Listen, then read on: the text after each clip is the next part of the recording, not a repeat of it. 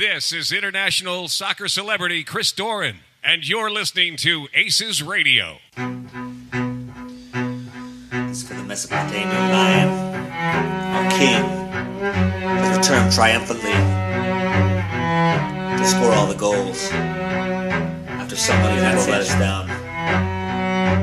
Just a mirror, gonna score the goals and ruin your day. Yeah, just a mirror, he is the king, gonna score the goals. Yeah, just a mirror, gonna score the goals and win the day. Yeah, just a mirror, gonna score the goals. Yeah. How about new? Now, shall we begin? You are now listening to an altogether less fashionable variety of soccer podcast. Broadcasting live from the capital city of Columbus, Ohio. Welcome to ACES Radio. I got the new wings with the zebra flavor sauce. I've given this no thought whatsoever. Hashtag probably right in cock. They're in your face, they're a little different. I think it's super cool. I love them. Jamie, you ignorant slut. Hold on to your butts. Now, here are your hosts, Morgan Hughes, John Zidar, and Darby Schnarpus. Oh, yeah, baby. Ignorant sluts, shitlords, and celebrity fans alike. If you're hearing the sound of my voice, it's already too late. You're tuned in to the latest, the lamest, and possibly last episode of ACES Radio. It's the Diamond Jubilee edition. Coming up tonight on the program, Cruisers FC beat the Dynamo, but no one cares because stuff happened this week and it's not over. You're probably going to tell everyone you know. Cracking the Code makes its triumphant return, multiple times grabs, as we try to find out what Brian Dunseth means when he uses words. Man balls, they're back, drabs, and they're thrown about as liberally as ever. I welcome you back to the show, my friend, and I just say that jersey is trash. Then on segment 2, the rarest of all rare treats, as a celebrity guest, unlike any other, which we don't mean as a compliment, stops by the show. Human person is here, bitches. Listen, there was not a lot of show prep done today, so, someone will be here. It's the Jubilee, so go fuck yourself. On segment 3, we head live on Periscope for your hot takes, aka the battle for the grand prize, and sweet mother of God. A logjam at the top of the standings this week, fellas, as users A, B, C, D, E, F, and Mark Wahlberg return to battle each other and others for hot take supremacy. Prediction scores, prediction updates, Cruisers at Atlanta United Men's, Hang on Tour, the Ags Attack War, and so much fucking more. Brought to you as always by benevolent corporate overlord sponsors, Blood and Urine, and broadcasting live from the beautiful front room here at Endeavor Brewing Company. My name is the continuing champion, Morgan Hughes, a.k.a. Officer Carol Seaver, and I'm joined by none other than AAA, the absentee amateur artist himself, Captain Jean-Luc, the wet boy Zidar, and everyone's favorite engine ruin, Darby, the 40-year-old man-child Schnarfus. Fellas, mapaches, lads from different dads, brothers from different mothers, and amigos, de Guillermo. How in the hell have you been? I don't know why you said this jersey is trash, because this is now my new most favorite shirt in the entire world. He owns one of those. You're a cheater. No. Well, but he wanted to own this one as well. And Maybe he got it. confused and he meant that his jersey is trash, and that's literally it is literally trash. No. You have the Your jersey recycled is water literally bottle. made of That's trash. He wasn't confused about that. No, I would like to thank Steps FC for making it possible for me to once again win a raffle prize out from under your nose for like the 37th consecutive time. I've never been in a raffle prize. I've never been in a raffle when? with where you've been there and in it as well, where Oh. you didn't win it. Is it from the pizza party that I forgot about? Yes, yeah, the pizza party. So not only did we get to ride Josh Williams all night long, but yeah, there was a little raffle for some prizes, and It must have been real hard for you to win a raffle that like 10 people were involved in, Darby. I know. Well, there were that many, but people there were only 4 prizes though. By the way, did you all guaranteed. did you all decide just not to wear Save the Crew stuff to that thing, or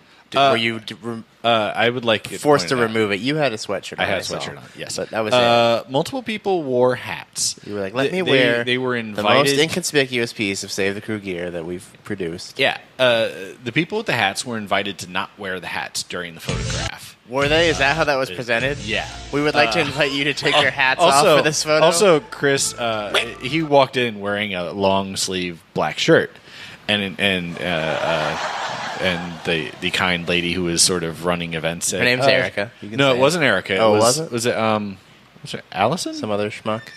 Mrs. Scrinface? Erica's not a schmuck. I love it. She wasn't. Anyway. You knew what I meant. No, so Scrinface? Yes. The nice lady said, "Hey, it's time for a stage photo with Josh." And Chris is like, "Okay, cool," and like rips his shirt off. Like Yeah, Hulk dude, style? real quick. Oh, Yeah. yeah.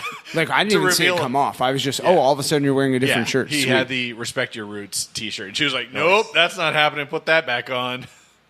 It's So, weird yes. how you guys like listen to her. Why would you do that? I didn't listen. I wore my You did. my But hoodie. everyone else Only listened. two people Ninja. listened. I believe is the failing Ethan McKinley from GCG Bag and Steps FC and maybe Brent Miller. Keith also had the hat. Keith. There were 3 hats. Is it not in the picture? Keith Yeah. Knox. Pretty sure the only thing in the picture is STC's your sweatshirt. And a sweet rough lad down on the ground, like just being being all. Oh I mean, yeah, that's- there were a couple of children there. Yes, what a that's sweet, true. what Yeah. sweet, Yeah, of what a course sweet he was lad. down there near them. Yeah, because he's Weird great with ass him. I fun bet van he guy. looked like he smelled great, I was John. like, that Yeah, dude and also is Morgan trying went to to steal those kids. Morgan went to grab Chris's son, and the kid started crying. That instantly. is fake Where? news. What part did he try to grab? Well, the I kid, mean, his whole Step- person, because the kid's like a year old. Yeah, Steps FC's kid Theo Huxtable FC was like running all over the goddamn Upper 90 lounge, just like getting ready to smash his Can fucking head. 1-year-olds run? Barely. This kid could. He looked like he was about to hit his head on everything. So I picked him up, John, and I said, What, like- hello, Theo Huxtable. Hello. Furniture just like You know, like the shitty Bam. chairs. Yeah. Yeah, he's going to smash his head in that. And I was like, no, I don't want you to let me smash. called And he was like, let me smash. So I picked him up, and I takes him around, and I shows him all of these things, And and the kid's bawling. he was the whole having a time. great time. He says, Morgan, let me stop you right there. If it's Hasn't all right with put me you, down. Yeah, I'd it's like like to give the you a kid man some ball. beer, put him, get him intoxicated so he forgets that Morgan's holding him. But that was Morgan's plan. Was Yeah. to drug the kid. Yeah, Don't ending help childhood him. sobriety by Stop helping 2020. him. Only 2 pieces of housekeeping, and I've literally no piece of paper in front of me, so maybe there's more. Who knows? Maybe that was one. you Maybe only there have are a 3. laptop and a iPad and your phone, but you have no Everyone paper. hates what you One talk- might say that Everyone hates all it. we're doing this episode is housekeeping. Yeah, a little bit. This is the Diamond Jubilee edition, obviously, of ACES Radio, episode Sure, 96. just like the last couple have been. Yep. No, that's not true, John. I don't know what you're talking about, but it's your fake news. Happy Diamond Jubilee to both of you guys. Thank you again. Yeah, no, not John, For I the would like to 34th thank time. you. I would like to thank you for your dedication to this that's podcast. Thanks, Great. Darby. I would like to thank you for your dedication, which is just slightly less than mine because you've just been on it for less I time. have, admittedly. but it's definitely That's true. still more than Morgan's. Yeah. And Because he just then really doesn't who put in else? much work. Who else? Oh, we'd like to thank Brent Miller. Oh, okay, Brent Miller, Because yeah. his Make the bottom dedication. He shows is up here on a very regular often. basis. Yeah, you're right. Yeah. Oh, you know what? Someone's really important that we should thank. Who's Yeah, that? here we go. We should probably really thank Greg Benson. Oh. Because he spent a lot of time on this show, and he was very That's dedicated true. to it. Yeah, okay, fine. That's And, fine. Greg's been on a lot of episodes. That's fair. I mean, the All right. list could really just go on and on. I mean, Why not? Avon, Maybe it Aegis should. Attack, they both Yeah. provide a lot of content. Bartenders here at Endeavor. Right, the bartenders here. Yeah, those are Yep, great yeah. people, of course. Nate Beckman, a.k.a. Phil Goldfart. Yes, they're great. the Bottle guys- Surfer. And then The at guys from Two Fat Indians who have now been here for a couple of Both episodes. of the Fat and Indians. yeah, I have a Truck. delicious, Yeah. delicious and food. then also Fucking headphones maybe aren't the working. top of the McDonald's list. guy. No, yeah, McDonald's guy. the- We've Oh got- my God, the we French are. Russian, Yeah. That's good. and then And that's thought it, about him in a right? while. That's it. I think that's and the then whole list. Well- one other person, maybe one who puts it all together. Well, Thank you no, very I much, wouldn't do Walter. that. You're very No. dedicated. I know you're not here, but I want to just put a shout out there into the world. How about through the middle-aged? airwaves. How about middle-aged woman Karen Crognow? Yeah, she's oh, important. show producer. yes. Middle-aged, Yeah. She middle-aged white knows woman. that we love her, though. We Yeah. don't need to vocalize. She that. loves it But when we should she still gets mention her. called Thank back. you, Karen. Yeah, thanks, And then Karen. the You've done a last great one job. I want to talk about, maybe Drabs, is Oh, yeah, somebody who's here all the time, who's here right now that Here we we haven't go. mentioned yet. International soccer celebrity Chris Dorn. Thank you very much, No. Chris. I know you're listening. That's No, I It was going means to refer a lot to us. Kyle the Possum here. Yeah. Yeah, with his dead eyes looking right at well. Morgan. If it's all right with you guys, I'd like to thank myself, give myself a man ball. How dare both of you? Well, Who?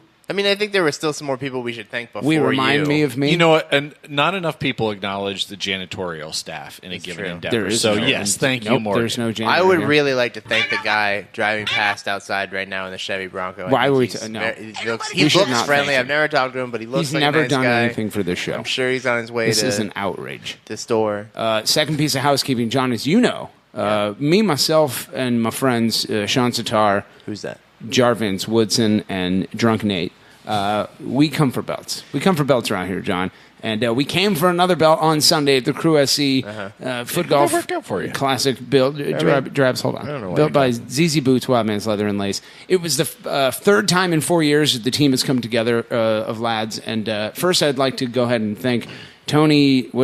Tony Nachos? ACES? What? No, Who? Tony Paco. Tony Nachos. Lad Party. Remember those guys that were shotgunning beers? What were they called? The ones you just like rudely interrupted the Yes. shotgunning of the beers? Yeah. I don't remember. Tony Paco's Lad Party. Tony Paco's Lad Party. You Yeah. have it in your video. Yeah. That you spent most of our fucking Save the Crew meeting on Monday editing, by the way. very true. He had After his Leslie headphones Poole in, left, I he was was down. not paying any attention. How could you even tell the difference? I mean, that just describes what he does at every It meeting. was really the headphones that gave it away, Darby. okay. They were in his ears.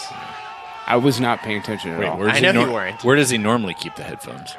I don't know, but not in his Dude, ears. the shit that was talked about was just like, it was like the, Yeah. the Ben I wasn't paying Crew attention for the Union most part either. party, and I was like, this is the most boring, stupid shit I've ever heard in my life. No. So we came for the belt. We played very well. A lot of people are saying that they don't remember who won the belt. It could have been us, John. There might be a belt at my house. There might be a belt. I mean, I can guarantee you with 100% certainty there's a belt at my house. At least one at mine as well. So, like, odds are good that one of them is the belt. Like to give a big shout out With to pretty good myself. odds. Playing well. I really didn't play that well. You did not. I was reflecting on it as Yeah. I was watching the video, and I was Yeah. like, I didn't really contribute very much. This You year. and Nate, who were supposed to be the aces, Yeah. like you guys. You did really well. I did this well. Was your, I It was was dumb. I literally watched all the foot golf videos today while I was working. Yeah. And I was like, and that's what made me realize, like, oh wow, I actually really played bad this year. Yeah. And Morgan did really well. You did keep saying that. You kept saying, like, I haven't done shit all day. This is ridiculous. Yeah. Here we go. Yeah. And And then then it didn't go. It didn't, and then you'd forget that you destroyed yourself mentally. Yeah. It was a shame. We probably won the belt. Drabs, did you have any questions about champions? No, I've got 4 belts at home, so I'm good with whatever you casuals accomplished. I'm Drabs. I own. Mostly Unfortunately, we because have my to move pants on. fell off. Cruiser Darby uses them FC to strap his colostomy bag to his thigh. taking on Houston, and they won. They being The Crew. The Crew? Yeah. Drabs, what if I told you there was a cure for the Scourge that is a very short game recaps? is it boring games that we win? Yep. Okay. And now, Whoop-de-doo. an ACES radio exclusive, What does it all mean, Grandpa? Cracking the Code. They say it, Everything we do is for the city. we explain it. Who we are is for the city. You reap the benefits. What? They speak English and what? What? English, motherfucker! Do you speak it? Yeah! And it's all for Columbus. For Columbus, indeed. Welcome back, Tony Paco's Lad Party and Tony Kornheiser's Lad Dad Party. Another edition of Cracking the Code, which was going to be called Great Explanations, but then no, it wasn't, because that would be stupid. We move now to the quote from, I don't remember which is first. Oh, yeah, I know another piece of housekeeping was going to be is I didn't do shit for show prep today. Like, I have Today. no notes. I don't know. You had already said that. You said there's no paper in front of you. Good. Okay, so I did mention that again. See, Chris Mullins was onside. I'm still Or fucking... He was offside, but he didn't interfere with the play. Do you mean Patrick Mullins? Chris No, Mullins? The player on our team? Yeah. No, Was Chris Tim Mullins. Hardaway offside? Why are you calling him Chris? Chris What did I Mullins miss? with the buzz. What about... That's what I do. With the buzz? Yeah. Is that The like buzz a radio haircut. show? John, Chris Hey, Mullins was Chris Mullins with the buzz here. Thanks for tuning in. He was before your time. Next one's, 98.7, goes the out to Weasel. Drabby Snodgrass. Snodgrass here, line one. Go ahead, Snodgrass. Yeah, no, he didn't touch the ball. None of the defenders. Please turn your radio down. Yeah. Okay, bye. Moving on. I'm on Didn't you have- 97.1 The Fan. Don't you have a clip to play or something? Jesus, Morgan, come Our on. first clip comes to us from, I think... Zardes was offside. Yeah, he sure was. I think this So, comes from didn't really Brian matter. Dunseth last night, halftime of the MLS A versus MLS B game. He had the following to say, as there was there were some things that happened in Austin yesterday. Acosta looked offside on that last goal for Fantastic DC job. also. This is great. You're doing It's well. Weekend of bad This is great. decisions. Was that Diamond the one Jubilee. where The winner. where- Rooney's Oh, yeah. I'd yeah, say that all of us, what do you want to talk about, as a panel, Morgan? have our timing down really well after 96 episodes. Nailed it. Yeah, we've just done well. Back to you, Brian Dunseth, in 1, 2. There have been a 3, couple 2. times this year where Okay. people have been offside, actually. That's true. Yeah, John. like that has happened. Probably 2 or 3 times this season. I'd say I've seen. No, I think it's players probably be more than offside. that where offsides has happened. Are you No, serious? What the fuck? one offside. No, You're talking it's about not one? a plural It's not thing. The word is not offsides. Come on. offsides. Yeah, We've well, he was covered this. offsides. It's offside. There have been multiple It's offsides. singular. Yeah, if there are multiple occasions of being offside, then there are offsides. Yeah. But Yeah, that's- you're You offsides. said it wrong. Yeah, so it there's doesn't only one matter. side to be off of. And That's right, and if you're more not than off one- multiple sides. Yeah, we've been off many sides. So it's like offsides. We've How many been times? we've been off many sides since this segment started. We're off a few sides right now. 3, 2, 1. With Brian Dunseth, I'm Jonathan Yardley. Whoa. Dunny, this is a personal one for you. I know This isn't a robot. Columbus near and dear to your heart from some history. What did you make of hearing the news today that Austin took another step paving the way for that team to move? Yeah, I'm devastated for the fan base in Columbus. Listen, I'm close to it because I played in the first game at Columbus Crew Stadium. I was a part of the first win for Lamar Hunt in the U.S. Open Cup at Crew Stadium. I had a house. I was a player. I emceed the rebrand. I was part of the Crew Legends Night. So just to put that on the table, I'm emotionally invested in this because I have friends that are still there that have had children that grew up with dreams of stepping on that field at Moffray Stadium. Now listen, we can separate the business metrics from the emotional metrics, but I think all we ever wanted was for Anthony Precourt to step in front of a camera and just let everybody know exactly why he wanted to move this club from Columbus to Austin. Now, we've heard from the mayor, we've heard from the attorney general, we've heard from the Columbus Business Partnership, we've heard from Save the Crew. We haven't heard from Anthony Precourt. So when that does happen, I'll be looking forward to hearing his explanation as to why. Now, going forward, if this does happen, Anthony Precourt, it's your opportunity. You got money to spend. McCullough Place is your spot. Make it grand. We're putting 3 teams in Texas. Separate yourself from what is already there and make this club what you want it to be. And I just hope there's a way to keep the game alive in Columbus going forward, because I can tell you there's a lot of kids out there that dream still of wearing that uniform. Well, fear not, Brian Dunseth. Well, also, I don't know what YOLO swag 24/7 blaze it means, but the robot seems to be all about it. Well, the robot didn't say it, so is I'm that not right? sure why you're bringing it up. I'm sorry, I wasn't paying attention. We won the belt. So Brian Dunseth kind of talking last night on ESPN about what happened in Austin with the AstroTurf organization known as MLS to ATX, Drabs. The resolution to allow the city manager to execute an agreement with Precourt Sports Ventures passes 7-4. If you watched it like a lot of us did, you knew it was coming. And if you've been listening to anything Save the Crew has been saying, you knew that it didn't matter. But still, it was a thing that happened. Your thoughts on the Cracking the Code clip and everything that's gone down this week, specifically yesterday in Austin? I didn't watch a single minute of the meeting because I don't hate myself, and I figured why subject myself. I don't to know that why all these pile of so many people keep garbage. doing that. I watched every minute of it. It's bad for your soul to see. it was. It's like watching the car crash that you know is going to happen and not turn away, even though you know it's going to end really badly. That's all that meeting was a fucking car crash. It affects nothing of what we're doing. We knew that was the most likely outcome, that they were going to rubber stamp that crap, because clearly Adler has a fistful of dollars that came from PSV. And that's it, just a fistful, too. It's not like, a bank account Yeah, it's full. not like he's even got 6 figures. Apparently he can be bought pretty cheap. I appreciate what Dunseth said. I had actually forgotten that he emceed the rebrand. Yeah. This is just business as usual. It's never. It would have been nice if by some miracle the city council had shot it down, but we knew that wasn't going to happen. And it didn't matter if they did. John, I think that this is an important clip because there seems to be a misunderstanding with specifically media people. And I was talking to Andrew King about this today. The 4, 6, 10, 28, like the local stations. I feel like every time there's something in Austin goes forward, they all tweet like, well, that should be it for Crew SC. Sounds like it's over. Everything's going down south. Have you not been interviewing us for like a fucking year? Have you not listened to anything we've said? Nothing that happens in Austin matters. So, Brian Dunseth gets and his words they're heartfelt, and he loves this community, he loves this team. But what would you say to somebody that maybe thinks that this means that the crew are going to leave? Well, I think I'd say that they're wrong.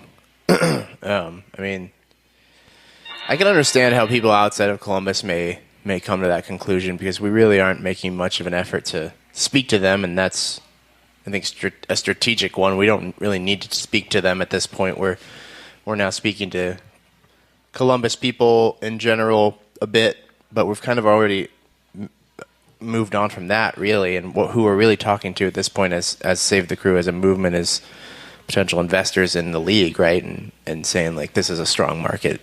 It has been a strong market. It will continue to be a strong market, and you can be successful here. You can make money here. It would be worth your time and your investment to buy this team and to keep a team here, and blah, blah, blah, whatever. So I can understand how people outside of Columbus aren't understanding of the fact that was kind of, that Austin is irrelevant. But you're right, it is frustrating when local news people kind of just don't get it, or if they do get it, they're not doing a good job of articulating what the real situation is at this present moment. But I actually thought yesterday, in the last 24 hours, I thought that for the most part they did a pretty good job. I made a point to check out one or two of them last night, and like Dave Holmes specifically on 10 TV made a great point about saying, Dave and Dom are clued in. Yeah, for sure. Dave did a great job. I mean, he said, basically took the words out of our mouths. Yeah. Like, this isn't over. Like, there's a lawsuit happening here. Like, those two guys get it. I mean, like Clay Hall gets it. Dan Perlman gets it. There are people who get it. Yeah, there are. I think it's just really like what it may come down to is just a lack of a breakdown of communication between maybe the people who are building the stories and those who are actually presenting them on TV or whatever. So they got a lot going on. If there's one thing, I mean, you're saying that, but it's really not excusable. No, right? I mean, their job is to present the news as it is and the situation as it is, and like it's fine to. But like, I was supposed to interview Dan Perlman yesterday, and like he had to bail at the last second. He came and talked to me. Oh, he did? Yeah. Okay, that makes sense. He told me they found a dead body. I didn't realize they were talking about you. My fucking God. Jesus Christ, John. I did have them meet me at Darby's. Oh, that's funny. That's way funnier. Counter roast. Hey, let's talk about Leslie Poole. But you make a good point, though. We have been doing this. Okay, go with that. Tell me why. I talked to Andrew today about it, and it's almost a year of this. Yeah. At what point do you, as a professional journalist, start... I'm not saying that they're not giving it attention, but like occasionally you need to sit down and actually look it over and really come to some conclusions on your own. Even don't even necessarily just mimic what we're saying. But there was a CBS article the other day that claimed that the team was the one that had put out our stadium stuff, and I'm like, if you're going to take the time to WBNS, no, national CBS, NBC Soccer. Or something. It was CBS Soccer, I think, and. Is that a thing? Barely. Yeah. It doesn't look like it is much of one. But if you're going to take the time to write something like that, that's a big. It was in the long thing. It was a 3-paragraph thing, but that's a big part of a short article like that is saying that this stadium proposal is from whom? Is that what you guys were talking about on the channel about how we need to send them? Yeah. They stated it as the team had published that. As if the team had published that, saying this is what needs to happen. This is what we want to do here in Columbus, and that misconstrues the story pretty greatly, Yeah, it sure does. They've never done that. Yeah. That was us doing that. Right. Yeah, and that's the one thing I disagree with Dunseth is you don't need to hear from Anthony Precourt anymore. No. That 6-foot pile of rancid human queso can eat a bag We're done. of dicks. We're free of him for one, finally. There's nothing that his blundering, blubbering mouth has to contribute to this conversation now. He's done. He's out. If there was anything of substance, he'd have said it by now. Yeah. He said 10 months. He had a prime opportunity last night to speak to us. Yeah, he literally had the opportunity to say something. We'll address that later, Darby. We'll address it later. Yeah, we'll address that later. We'll address them later. Don't ruin this for us. We'll address those soon in the future time. Right. Diamond Jubilee edition. Big shout out to Von Siegel. for stopping by. R.P. Gardner, Shitlord from GCG Bag, and the failing Brent Miller. You are all pieces of shit. I enjoyed the face he made at the end of that interview, though. He looked like he had shat his It was a pants. Michael Scott moment. What do you mean look like? Like, I can't even did. reproduce the face. Pretty sure he Daddy quesoed in his pants. And there was like three, like, what is it, Elizabeth Christian PR people saying, they're like, that's enough, we're done talking. Like, I wanted to do your job and grab him and pull him away from the cameras, you That's fucking right. incompetent. He needs to fly back to California. I Please. wanted to use his non-response as like a cracking the code clip, but I couldn't because there were too many women screaming. Yeah. They were like, what do you have to say to the people in Columbus? And they're like, Drabs, let's talk about Leslie Poole because this was kind of a big thing leading up to Wednesday. Yourself, the failing Sean Sitar, and the continuing champion Carol Seaver, we are all members of the leadership team at Save the Crew. On Monday, we welcomed in Leslie Poole to the chambers, as we call them, the Save the Crew chambers. Bathroom? Yeah. Well, just because you pee in the room doesn't make it a bathroom, Drabs. So Leslie Poole comes in, and why don't you give us your impression of this national story that we were a part of? Yeah, I mean, she came in on basically what was a fact-finding mission. On her own, like, paid her own way. She wanted to come and get a sense of what Precourt had done to Columbus. Doing her... Or not done. Doing her due diligence in establishing, like, okay, what sort of things did he tell you and what sort of things did he fail to deliver on? And she asked about anything from questions about the lawsuit to what was going on at this stadium and just... what's it like to have this guy in your community? Yeah, and we... Or not. We don't know. Right. and you know, of course, we have essentially a collective wellspring of knowledge about all the crap that's gone on. And we shared a lot of information with her. And for those people out there who are like, oh, she knew what she was going to hear when she got there. No, we gave her quite a few pieces of information that she was not aware of prior to coming here. And was it a shit fest on Precourt? No. We were very upfront, factual. We did not exaggerate anything. We did not say anything that was not completely true. That's right. When you said that I was so great at stuff, that was true. No, he didn't say that. I remember that part. That was great. She was like, I think at one point maybe suggested it, and she was like, no, that's not possible. I've only known Morgan for a few minutes, but no, see, I can tell he's not go with. I think I'd remember if she said. And I'm sitting right next to him, so I can smell his stank. Yeah, I think I apologized that she had to sit next to you and experience. That was it. I do remember that, and she said, "What are you talking about? This guy's great." And I was like, "No, stop fighting over me, you guys. Stop." But Drabs, change that diapers. Yeah, you've peed in your pants again. Change that. Change that diapers. She listened. He's very a daddy. Well. He's a daddy. I will say, like, I feel intuitively that she has to be good at dealing with constituents. She was very attentive. She did like the active listening stuff. She acknowledged everybody by name. That was huge for me. It was good. It just.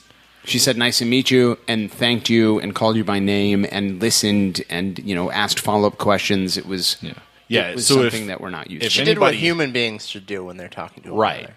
And especially elected politicians. Right. If anybody wants to say that she doesn't do a good job of engaging your community, you clearly didn't fucking try, because that is one of the most engaged politicians I've seen in quite some time. Yeah. I don't know how MLS JTX comes back. It's too bad that she was the only one of the 9 or however many there are that deemed it important enough to do her job. Yeah. Because otherwise Austin wouldn't be now in the bed with the devil. Yeah, so I get a call from... after the game on Saturday, as I do, Jam, as you know, I put my phone in airplane mode, and I goes to bed.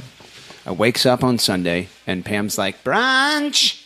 Yeah, I know. I texted you. I said, what's the deal with today? And you just simply responded, $2 mimosas. That's true. It wasn't like an invitation. It wasn't like you said, what's the deal? It wasn't like and we were at brunch. Answer to the question I asked. Mimosas. You just respond. Yeah. That's right. Well, you should clarify what you mean, John. But so I take my phones out of airplane modes, and I says to myself, check your phone when you get there. And when I got there, get where? To the brunch. To the mimosas? Yes, to $2 mimosas at Naughty Pine. It's like the only thing that's good at Naughty Pine, I've decided. Literally what are you talking about? What the fuck are you talking about? Have you ever had the egg sandwich? Yeah, I've been there a couple times. Oh, actually, I always have to. I've always only ever been with you. Yeah. Because you're You've the had only a great person that time. makes me go there. I love Naughty Pine. So I get a text message from a 512 number, and it says, "Hi, this is Leslie Poole," and I'm like, "What? And she's like, can we talk on the phone or whatever?" And I said, "Well, my whole wife has made me go to brunch, Leslie." He said wife. Shit, I'll fix that.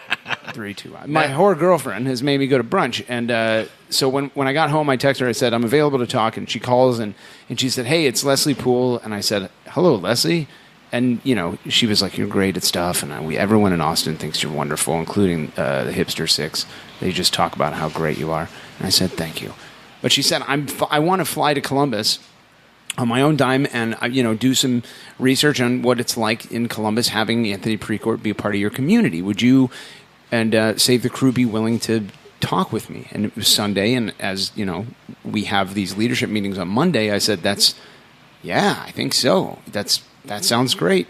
When were you thinking of coming? And I thought maybe she meant like a few months from now. Like, she's like, "Well, I'm at the airport right now, and we're boarding in like 5 seconds." I'm like, Jesus Christ. Okay. Why don't you text me tomorrow or what? Yeah. Okay. Yeah. Okay. Yes. What was going to be her plan if we didn't have time to meet with her or something? Not that we would ever have not, but. Well, she'd been doing research and kind of like observing the movement here, and I think she knew based on us that we would be willing to. Wait, and she talked to Erickson also, and he's aware of that sort of thing. So yeah, she talked to Erickson, she talked to Mike A. Race. They took her on. Yeah. When the article talks about like the tour that she went on, it was basically like Arache like schlepping her all over town, going like, "This was Blue Jackets, fucked over the crew." That was Columbus's fucking first impression. That's right.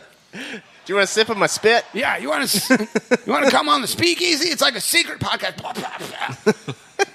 I picked her up at the Renaissance downtown, and we went to Endeavor, and we kind of hung out for a little bit. Keith Noss came early. I figured, if anybody could have information to give them on basically Precourt's history, it would be Threadmaster. So Noss showed up, and then everybody kind of trickled in, and we went to the back room where we meet, and we went around and we introduced ourselves, said, "This is my story. This is how I what the crew means to me." Basically, it was like an extended segment 2 of ACES Radio, except better. Yeah, and it was great, and it mattered to her, and I think she's one of the brightest shining stars in leadership position in America, and she gives me hope. People like her give me hope for the future, and I know she knew, and everyone else knew that when she landed here, she was going to get attacked on social media and attacked in verbally in real life, as you saw if you watched the live stream of the council meeting. And she did it anyway because it matters.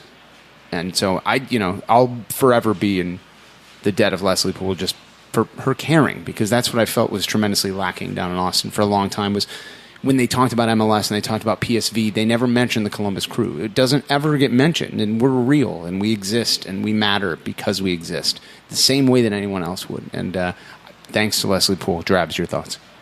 Yeah. How's that beer working out for you? Back to you, John. Yeah. Yeah? It's nice. It's refreshing to see someone like that in that position behave the way that she has. Yeah.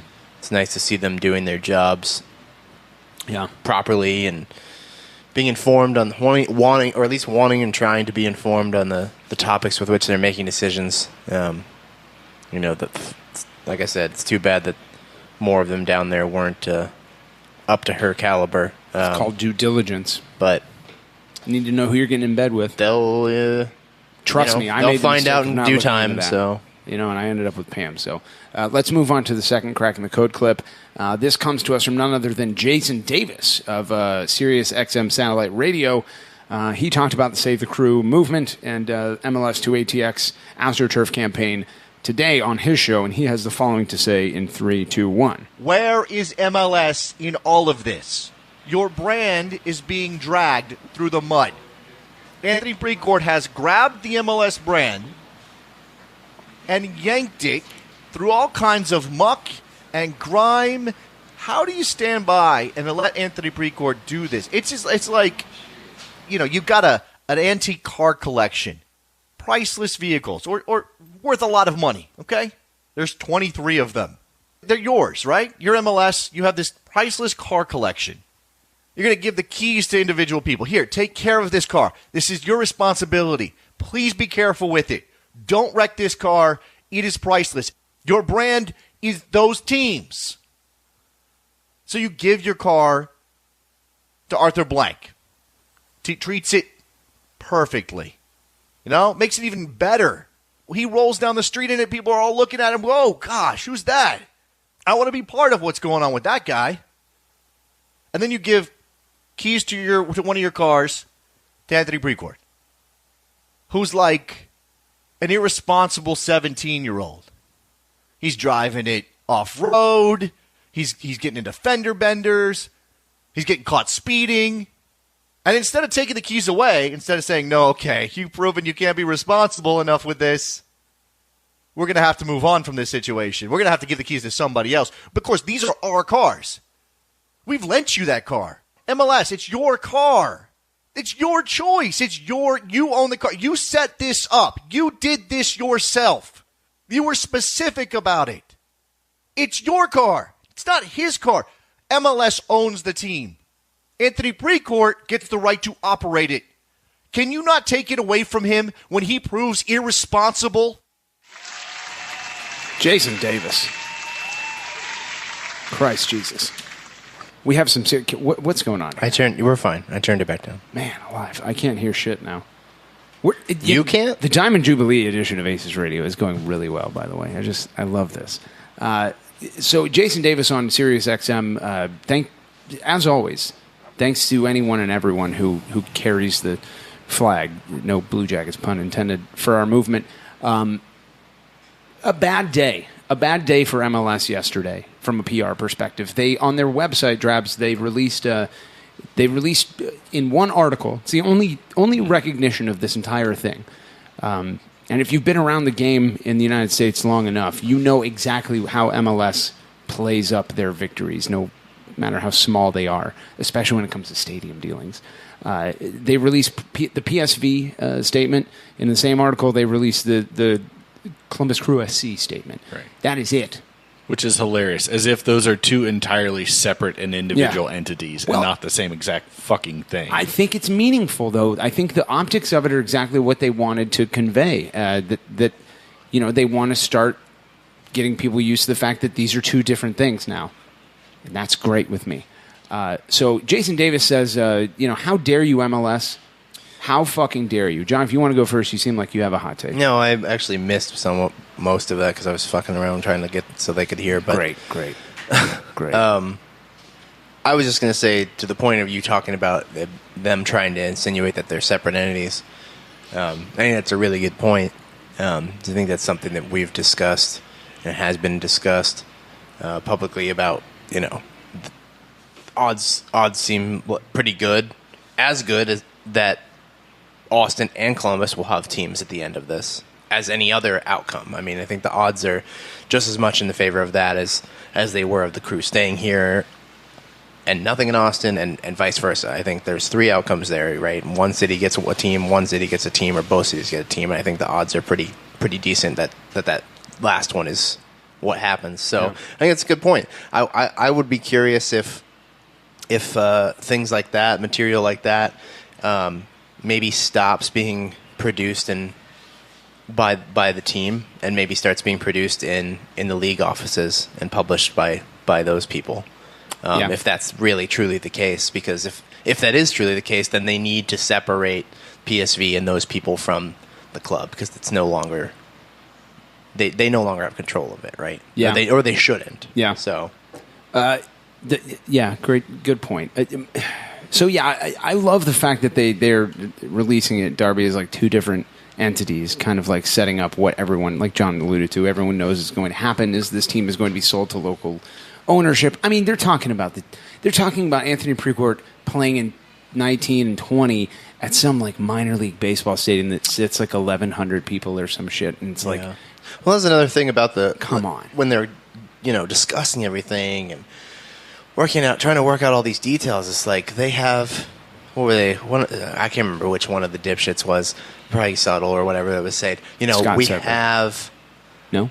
maybe sorry. it may have been him. I don't know. Could have been. But we've got the plan in place, or we've got options for where to play next year. Yeah, we They're can't tell you about it. Yeah, well, what are those options? Yeah. Well, we can't tell you at this time. It's dependent on you saying yes. First of all, I just crapped in my pants again. Oh, dadgummit, Richard, you crapped in your slacks. Second of all, I can't tell you about nothing. Yeah.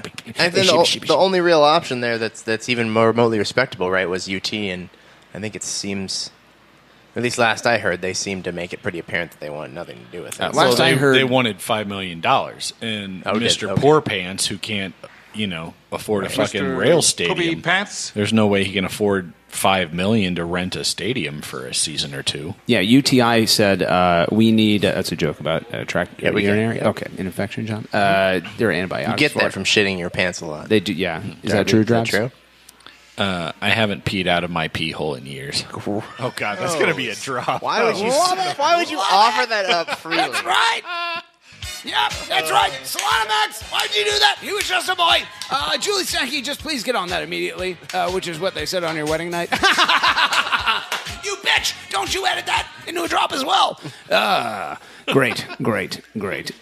I'm just going to not say anything. Diamond Jubilee, John. 96 episodes. Here we are. I will say, though, Jason Davis maybe came up with the best metaphor for MLS's structure that I've ever heard. The whole, it's your car and he just has permission to drive it. Yeah.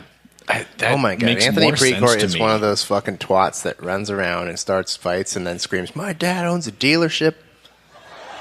I mean, yeah, literally. Yeah. And everyone's like, no, Mark Wahlberg does. You know who I thought was really upset when Jason Davis did that is T-Bone. Jonathan T-Bone Smith is what they say. Why? Well, because his if you tune into Common Man and T-Bone, which I do all the time. I'm listening to it right now As a best friend of his. That's true. I listen daily. You know that we've agreed to do that as best friends. I do it alone. At Best Friends Club, we At talked my about office. Oh yeah, me too. That's what we said. I remember. No, but T-Bone does a lot of that.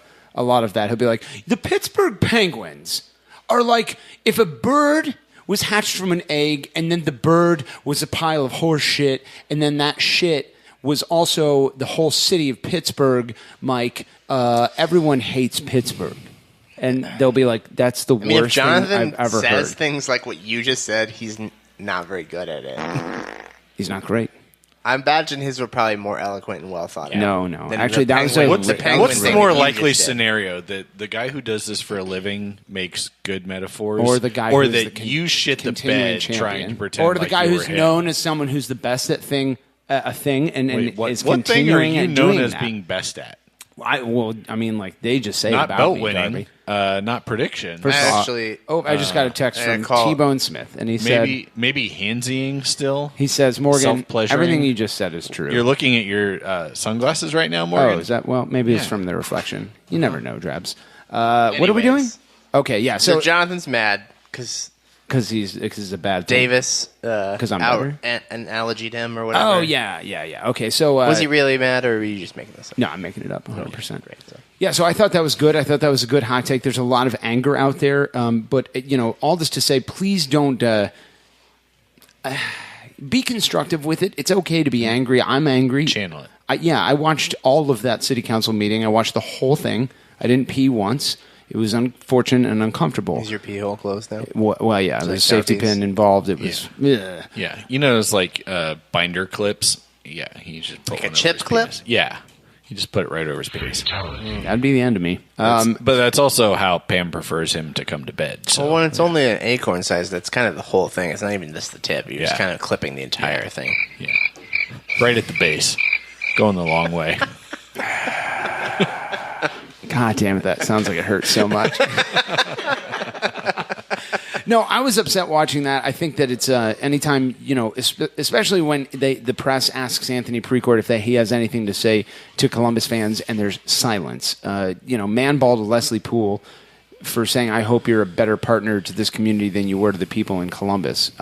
He's so awkward. Truer words have never been spoken. So let's move along to the last Cracking the Code clip, and it comes to us from none other than I cannot remember. Yeah, let's end this on a positive note. We're talking about new ownership groups.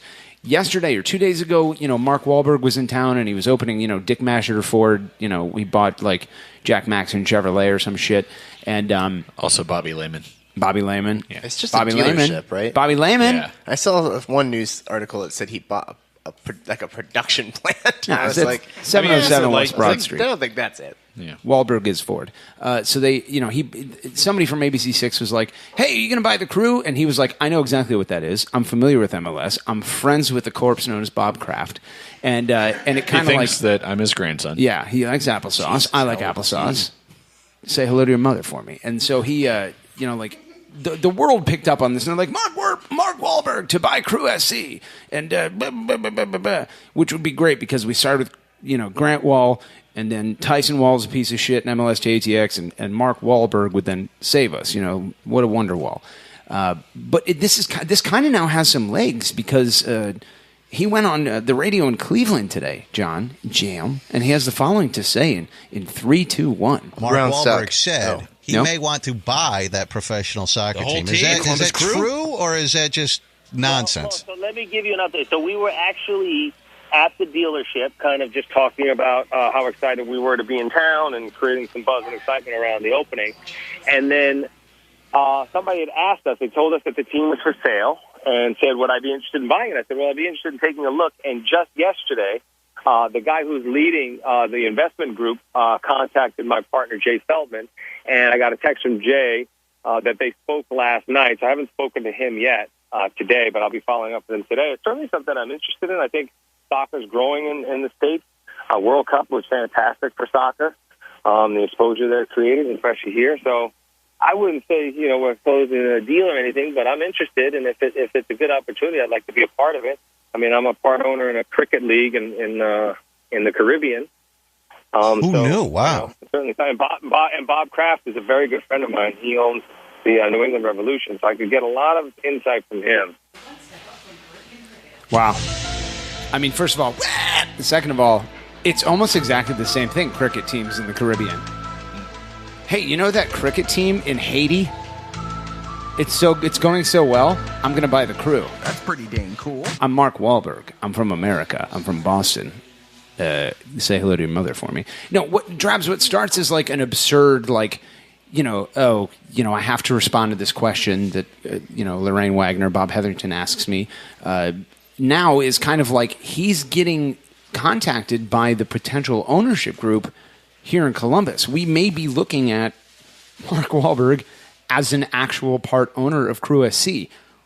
Big if true. Your thoughts, my friend?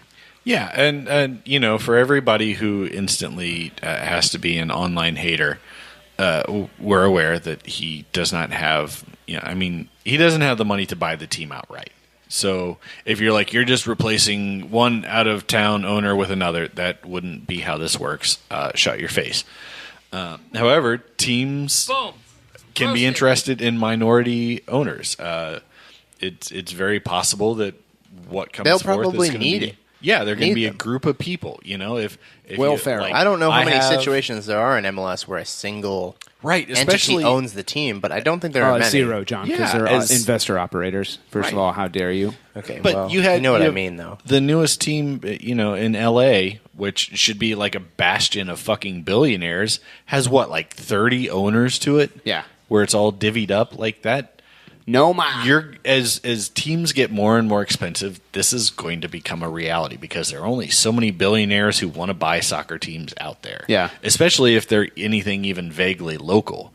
You'll probably have overseas oil barons who are interested in buying entire teams because they just did in New York City 4 years ago. Yeah. Hi, I'm Shelley Winters, and I'm part owner of LAFC. Thanks for coming to the stadium. Yeah, this is how the business model is working. Sure. So, but yeah, to have somebody who could be a part of an ownership group who could contribute some resources, generate a little buzz. Yeah, he'd probably mostly be in it for the money. That's what business people do. Even local ownership would be invested in making money if they can. That's big and true, John. Sure. John, I know if there's one thing I know about you, it's that you are a Mark Wahlberg fan. You call yourself Wahlbergman. Wahlbergman, he says. Wahlbergman. Which is weird because that's not his name, Wahlberg. And you said, did you see the latest Mark Wahlberg film? And I would say no. And you always say, well, it was great. And let me tell you about it. And I'm like, What did I say about it, Morgan? Well, as a and best what friend, was you the would last definitely movie? Yeah, oh. listen to and value my opinion on it, and We would always remember do stuff as about friends. it that I said. So Totally, could you- we do that. Yeah. Could you said maybe spit some of the stuff about the film back? Sure. You said What was it called? What movie was Just he give me- talking about? Oh, most exactly. That's the one. Yeah, and he was like Jurassic didn't say a World. name. Jurassic World, right? There you go. I was. And what was hunting that character's name Dinosaur that he played? Man? Dinosaur Hunter Man. No. And you loved it. So, this must be a dream to come true for you, John. As a dinosaur boy, you would always want this. So, your thoughts? Yeah. Well, first of all, Mark Wahlberg's not in the Jurassic movies. Oh, that's right. We knew that. I think it's cool. I mean, I'm fine with it. He's not going to be he's not the majority owner. It's not happening.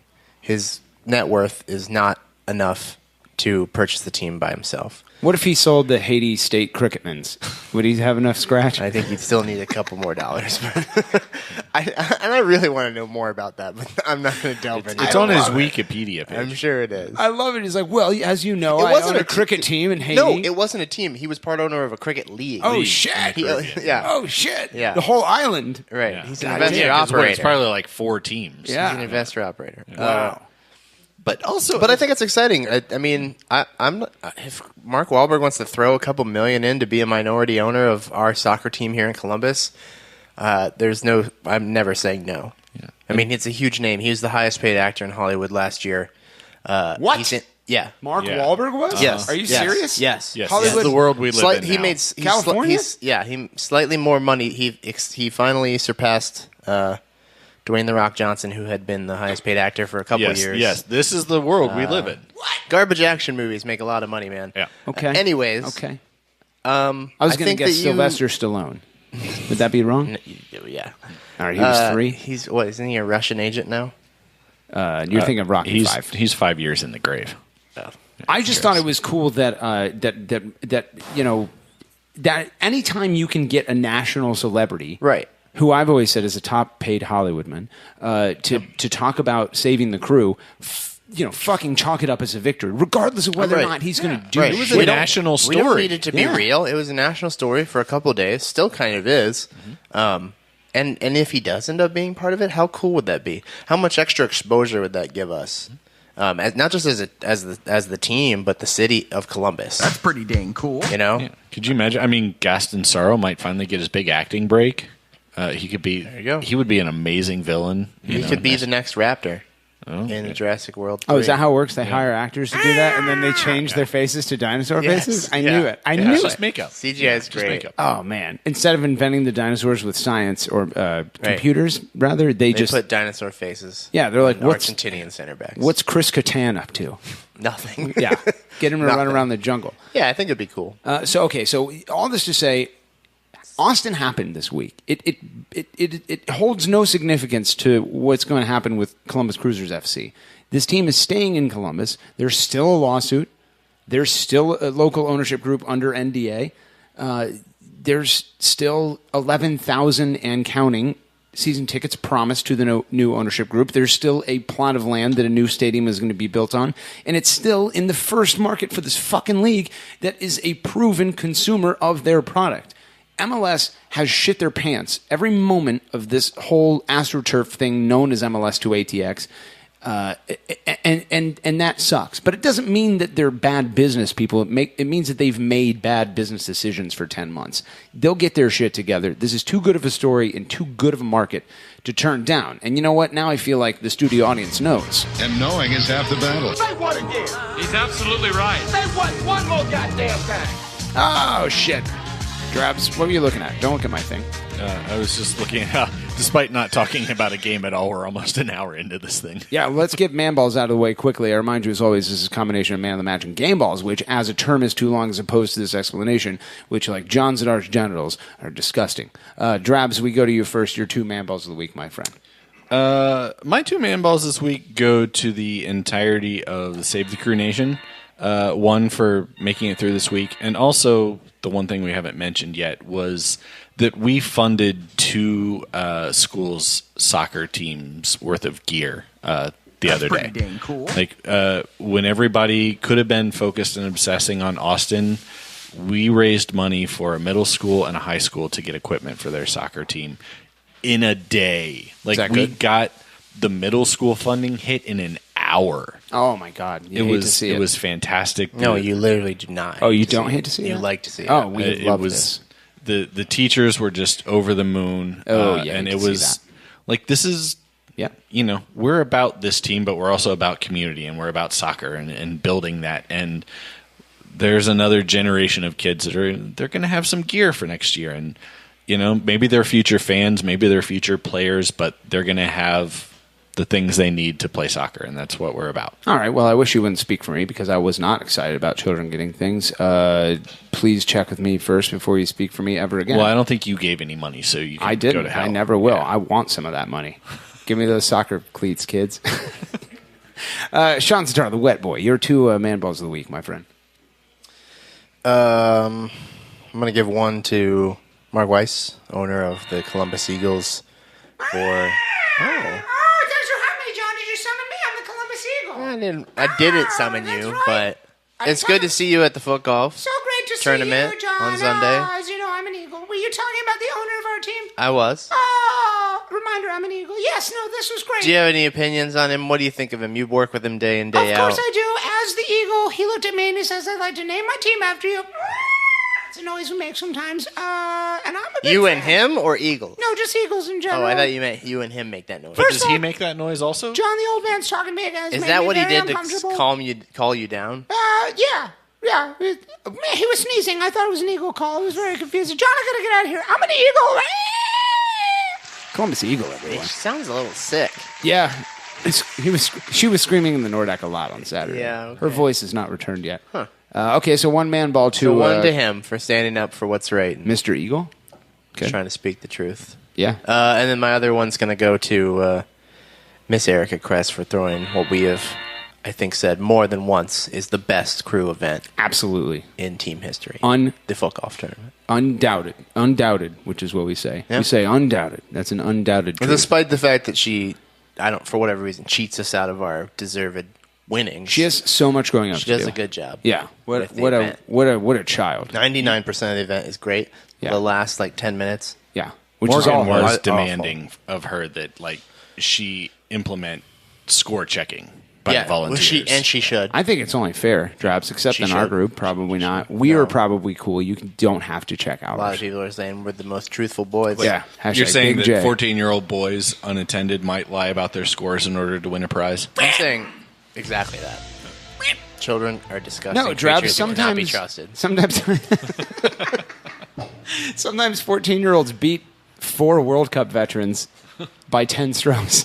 Sometimes that happens. Mm-hmm. My first band ball goes, of course, to myself. Like, what a treat. That's just not like a thing that you can do. Remind me of myself. All right. Well, you know what? We'll just let it slide. Danielle, don't put it on the chart. Please. Yeah. Don't Danielle, listen to penalize John. Morgan 3 man balls. 96 episodes of Diamond Jubilee. Big shout out to myself. I'd like to take 1 man ball away from Pam. She told John and I to not do this show. And here we are now at the Diamond Jubilee. Friends with Steps FC. I mean, fucking blessed, right? This guy's getting us pizza with Josh Williams. I'd ride Josh Williams. We did ride We just spent Josh some time Williams. with Josh at the foot golf thing. We did. We says to Josh, we says, nice conversation. "Are you ready for pizza?" And he said, "Oh shit, did you guys win that?" And He I was said, glad that he yes. it was. And he's like, "Oh, most of the time it's like people who live under the stairs." Yeah. And they're like 15 kids. I was like, "Well, yeah, Steps FC will be there, but also we will." My second man ball goes to myself. I'd like to give a big shout out to myself. -5 man balls. It's weird how well. giving yourself Playing band balls so just well. pulls more away. The foot golf challenge, as a reminder, is built by ZZ Boots, Wild Man's Leather and Lace. And if you're hearing the sound of my voice, you are listening to the Diamond Jubilee episode of ACES Radio. You've made a tragic mistake by sticking with us for an entire segment, almost an hour long. I think a rat called AJ is going to be our guest on segment 2. Nope. All right. Fantastic. Somebody in the room will if we be. just didn't do a segment 2. Tune in to find out, Josh. Josh? Thanks. Well, Josh is definitely Yeah, a maybe listener. Josh will be here. Number 1 listener. We're coming right back. More hot takes from the panel. More horses being fucked by Drabby. If you're hearing the sound of my voice, you're listening to the Diamond Jubilee, known as ACES Radio. Here we go, here we go, here we go, here we go. Now we blasting off into the ozone. The way we kick it in the dojo is local for show. Though we paving the road that's opposed to the dojo. Going over your head like a top hat. Stop that. I know you hear me spitting these hot raps. Now watch that beat, cause it's about to drop.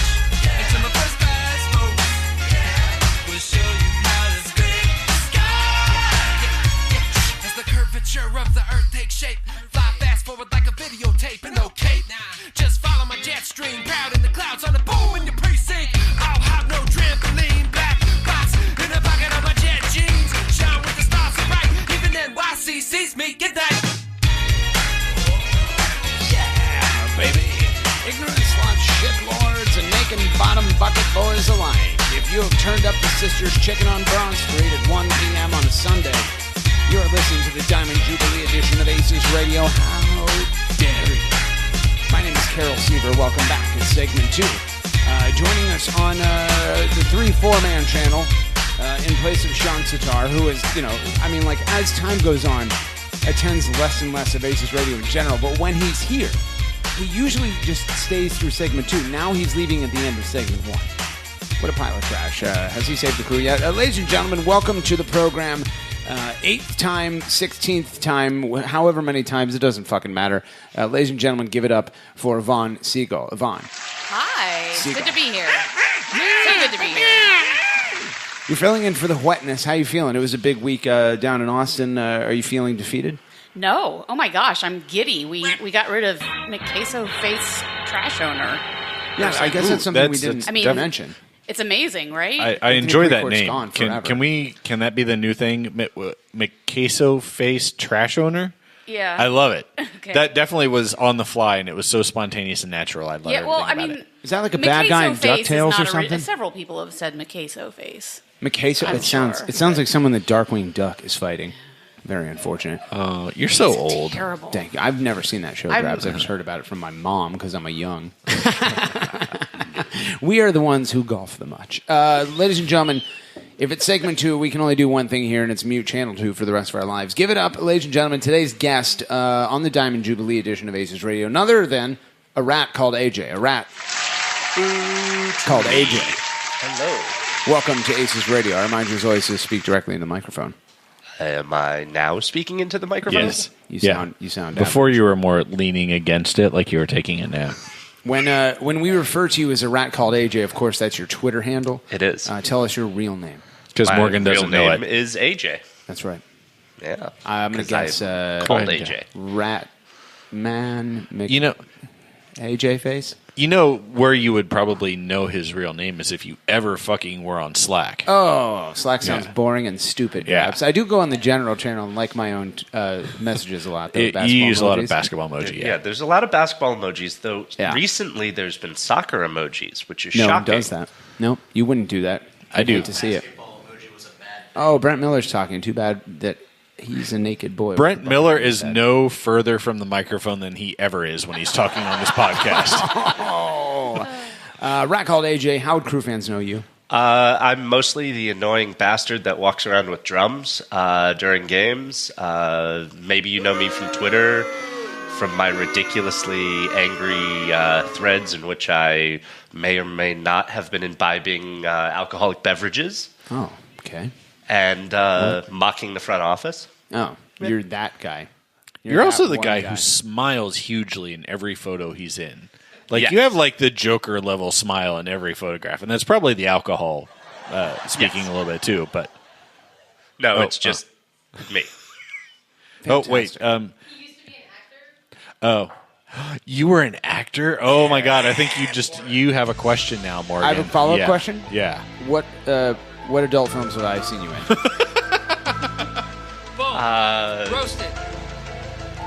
I plead the fifth on that one, though there is a wonderful series of films that's more of art films, really. Yeah, that's what we're calling it now. Yeah. About me and a continuing stream of women of perhaps geriatric age. Whoa, Darby, are you so jealous? No. I mean, I'm not into old ladies. You got Kellyanne. Oh. Well, just Darby's more into old horses. I mean, somebody had to make that joke. Thank you for being the one. Yes. The fuck on! You dirtbag. So tell us what you're doing here. You and your wife are here. You guys are Save the Crew legends. We'll talk more about Save the Crew coming up on segment 2. Tune in to find out. Why are you here? You guys had a project at the Mega Tailgate on Saturday against the Dynamomans. Tell us what you did and why you're here. We collected school supplies for Livingston Elementary School. We do not boo small children. Oh, we don't? So. Oh, okay. Sorry about that. At what age is it appropriate to start booing children? I think... Because I was going to boo Steps FC's kid the other day. Don't you dare boo Theo Huxtable FC. I was shocked on Monday or Tuesday, that Morgan is so good with children. I was not aware of that. Oh, do you want to talk about how he made the kid cry also? I'd like to give you a man ball if you wouldn't mind. No, tell us about the school supply drive that we did that I invented, Project 2019, #blessed. We have not counted everything because there is so much stuff that Save the Crew and perhaps not even Save the Crew people have donated. Perhaps people just like children. If we understand correctly, your wife had to walk home because the car was so full. You left her on the side of the highway. I almost I heard had she to rode walk on home. top of the car. Yeah. Well, it was You were her like, car my with a drums- stick shift. And you kind of like reached in through the window as you were pedaling alongside Yeah. it. You were like, my drums get a seat all to themselves. I'm going to Fred Flintstone this from the outside. Exactly.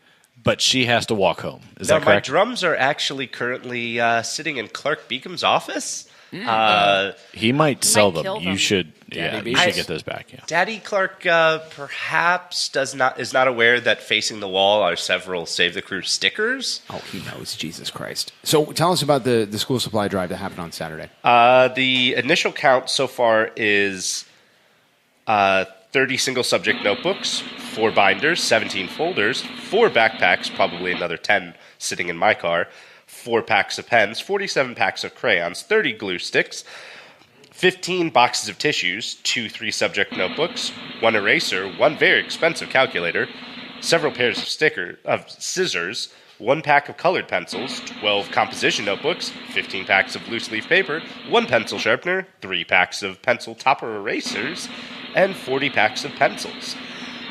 Most of the single-subject notebooks are appropriately yellow, and some of them are black. I just gave you another 26 backpacks, so add that to the collective. Yeah, another 26 backpacks. Resistance is futile. Sweet. So that was and that is all in one tailgate. That's Yes. another edition of the community assist program brought to you by ZZ Boots, Wildman's Leather and Lace, and Save the Crew. Fantastic. Thanks to everybody who participated in that. I'd just like to give a big shout out to myself for inventing it. So let's move along here and get to know more about you, as much as people want to hear about the things that I invented and give man balls to me. Where be you from, AJ? I am originally from right outside Chicago, Illinois, not Bridgeview. Because that's not right outside Chicago, That is not Illinois. right outside Chicago, Illinois. Son of a bitch. But it is I am from a town where the Chicago Fire at one time did play games. Naperville. In Naperville. That's right. Chris Dorn was there. Yes. Big Daddy. He likes to say that he was there. Yeah. And Taylor Twilman likes to say he was in Naperville as well. I'm not sure if he actually played. I think he just stood on the side. So you grows up in Naperville. How long were you there? 12 years. 12 years. So you're a 12-year-old, and your parents say that's enough. Yep. Time to go out on your own. And we moved to Springfield, Ohio, a wonderful cow town. Wittenberg University. I mean, I don't know if I'd say wonderful, That's but right. it is That's a cow right. town. Wittenberg University, Coach Bill Brown. Great basketball program. I went to a lot of camps there. Everything's going well for me. Back to you. Clark State University also. Clark State is also multiple yes. universities No one in cares Springfield. about that. It's strange that Springfield is known for its educational achievements, but such backward and cowtown. But then we moved to Cincinnati when I was 13 and lived there until went off to college to the wonderful drinking establishment known as Ohio University, home of also Alex Steck. Home of the worst Halloween And ever. Ed O'Neill. It is terrible. But Ed O'Neill did go there. Yeah. He is very handsome. Also And Tip O'Neill. Tip O'Neill as well. Shaquille O'Neal. Shaquille O'Neal. Now, I think Shaquille O'Neal went to LSU. Well, we'll check into that. Well, once he failed out of OU, obviously. Matt Lauer as well, for terrible people. I Please would. don't Yeah, talk about I'd this. say don't claim that one. It's a little awkward these days. Yep, check the facts machine. He's definitely a rapist. Okay. fine. Peach Jones also. So you really don't want to. You don't want to Paul claim. Newman? Whole bunch of criminals. Famous salad dressing. Salad dressing. Yeah. So you goes to Pizza OU. Man. You spend some time in the rolling foothills of crippling poverty known as Cincinnati.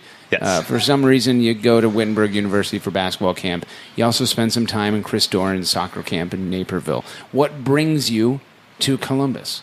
My wife and I decided after some many adventures across the southeastern Ohio and then western North Carolina to move to the home of USA Soccer in Columbus, Ohio. Did soccer play any part in the decision to move to Columbus? No, hockey did, because there's a wonderful hockey team here. The Chill? They left. Yes, they did. Yeah, they were OSU men's hockey. They were destroyed by the OSU goddamn men's hockey is actually fantastic, but the women's hockey team is far better.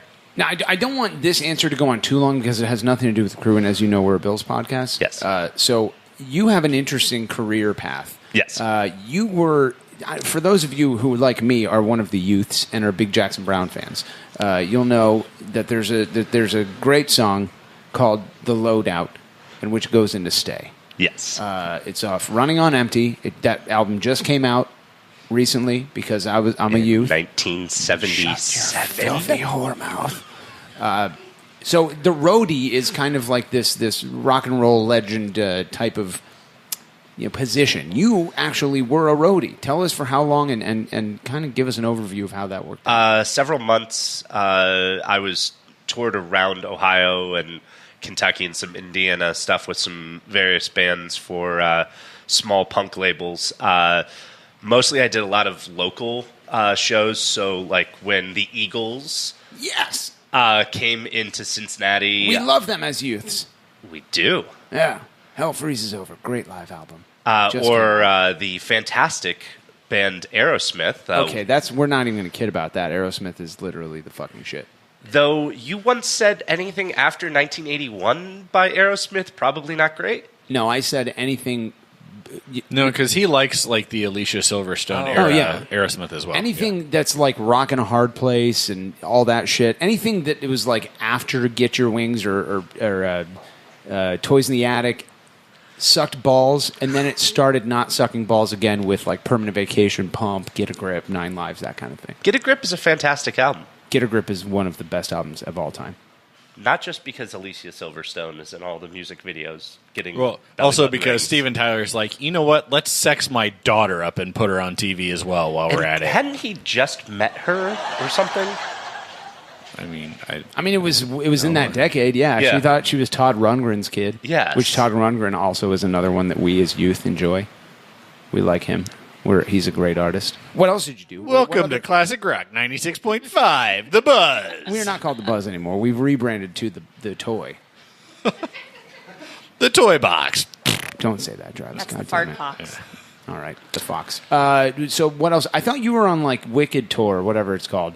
I know about what those tours are called. I was on Warped Tour for a couple of stops. It's like Wicked. The Wicked Tour, brought to you by Skechers, I think it was.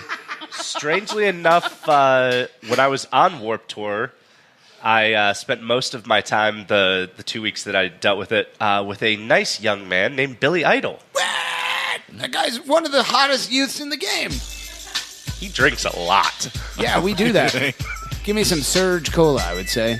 And Billy Idol would be like, you got it, fellow kid. This is great. Okay, so let's move on from that. You have better stories, but yes. Talk to AJ at a mega tailgate. How'd you get in the Columbus Crew? I was in the perfect age bracket in 1994 when the World Cup, paid partly for by the great Lamar Hunt, came to the cowtown of Chicago, and Germany played Bolivia. I had always wanted to be a football player, like everybody else in Illinois, and Germany played Bolivia in Soldier Field, which is this fantastic monument to sport. They had boxing matches there in like the 1920s. Jesus. So to see the World Cup Do you just mean there were fights outside? There's fights inside still. Okay. There were a couple bums outside. They were fighting. This is not, Welcome in fact, Dick the Butkus Philadelphia had a few Union. too many beers. He So you sees a World Cup game live, and he says, "Mom, are there still bums outside? Because this is very boring." Yeah, mostly. Okay. It kind of, if these people can make a living running around on a field that I've always wanted to, I figured maybe that they deserve to be watched. And then when we moved to Ohio in 96, surprisingly, soccer moved to Ohio in 1996. That's true. Are you saying soccer followed you to Columbus? I believe it did. because Thank you. I would like to thank you for inventing soccer in Columbus. I would like to as That well. is fantastic. I would With all like due to also deal. point out when we moved back to Columbus in 2015, Kai Kamara kept heading balls into goals, and we almost won an MLS Cup. Okay, now you're just reaching really hard. 2015 did not happen as a soccer year. I don't know if you're aware of this. I think, File not found. Yeah. Perhaps That's not something that we really Steve talk Clark about. moved to Seattle because he's owed money in no, Seattle. Portland. Portland. Yeah. Actually, yeah, no, that just broke. Steve Clark has been claimed off of waivers by the Portland Timbers, I think. Right, yeah. In a long overdue repayment of his lost wages. You're welcome, Oregon. Okay, so he gets into the crew by just being a true lad. Let's fast forward to October 16th. This is, we talk about how this is our Kennedy assassination moment, which, with slightly less brains being blowed all over the place. Slightly less. Talk to us about October 16th. What do you remember? I had gone to bed early on October 16th, and so I missed Grant Wall's initial tweet. When I got to work at about 7:30 in the morning, one of my employees said, "Hey, did you see that the crew is leaving?" And I said, "That's horseshit. Nobody would ever do that. Like, that's And the you dumbest punched thing." them in the face. I You wish went I into had. the bathroom and curled up in a Somebody ball. at work told you that wasn't even a crew fan? Yes. What a fucking kick in the awful. dick! They were trying to be a little rude because they mock soccer and they say that it is a bunch of ladyboys running about on a field. Hey, have you ever told them that they don't have to watch it? Yeah, They're like, hey, that's fine. If you don't like it, don't do that. I would point out that Jonathan Mensah could probably tear them limb from limb, and that would be a fascinating thing to watch for 90 minutes. I mean, the type of person that cares about hating something to that extent could probably be torn apart by Hector Jimenez, too. Who is trash. I would say Eddie Opoku, who would just destroy him by smiling, and he would explode from pure joy. I'm tired of this Eddie Opoku shit. I'm tired. This be happy thing has jumped the shark for me. I'm sick of this. People fucking walking around with trash cans on their head and shit. Like, go balance stuff on your head in your own time. I don't care. Like, don't tell me to... First of all, no hashtag is going to tell me to be happy. I'll be happy when I want to be happy. Don't tell me how to feel and don't tell me how to live my life. Capo hashtag, okay? I'm done with it. Stop putting fucking things on your head. Yeah. I don't want to see it in my feed. God. You're in my news feed. Get in my news feed. Show us on the doll where the song Don't Worry, Be Happy touched you. Well, in my soul, mostly, Drabs. Okay, so you get to work and the guy says, as you know, the crew is dying because soccer people are pussies. Yeah. Then they forgot to wear pants to work that day because they suck. And I mostly had used Twitter to mock Pittsburgh Penguins fans because that's something we do in Columbus. And the only soccer Twitter accounts I actually followed were the Massive Report, the failing Massive Report. And strangely enough, a continuing champion named Morgan Hughes. That's right. I was number 2 soccer account behind the Massive Report. Oh, what an insult. How dare you, you pile of shit. Sonimax, he was a boy. Why'd you take him to the back of that truck? That's all. Yeah, and so that's how I ended up finding out about the rally on Saturday, and somehow that brought joy back into the world a little bit, because there was darkness on the 17th of October. You hearing this, Drabs? Oh, my God. No, I'm sorry. I blanked out. I honestly, Mostly whenever that joy. people talk We'll about get you your I medicine later. instantly stop listening. We'll get you your medicine later. I think Most what of he that said was joy that the is- Massive Report brought him so much joy back into his And the life. Massive Report told him about the hates Yvonne. the rally. That's right. Okay, now this is all sounding familiar. Sure. Sam Fahmy's like, let's do a The rally. one account that he was following. Yeah.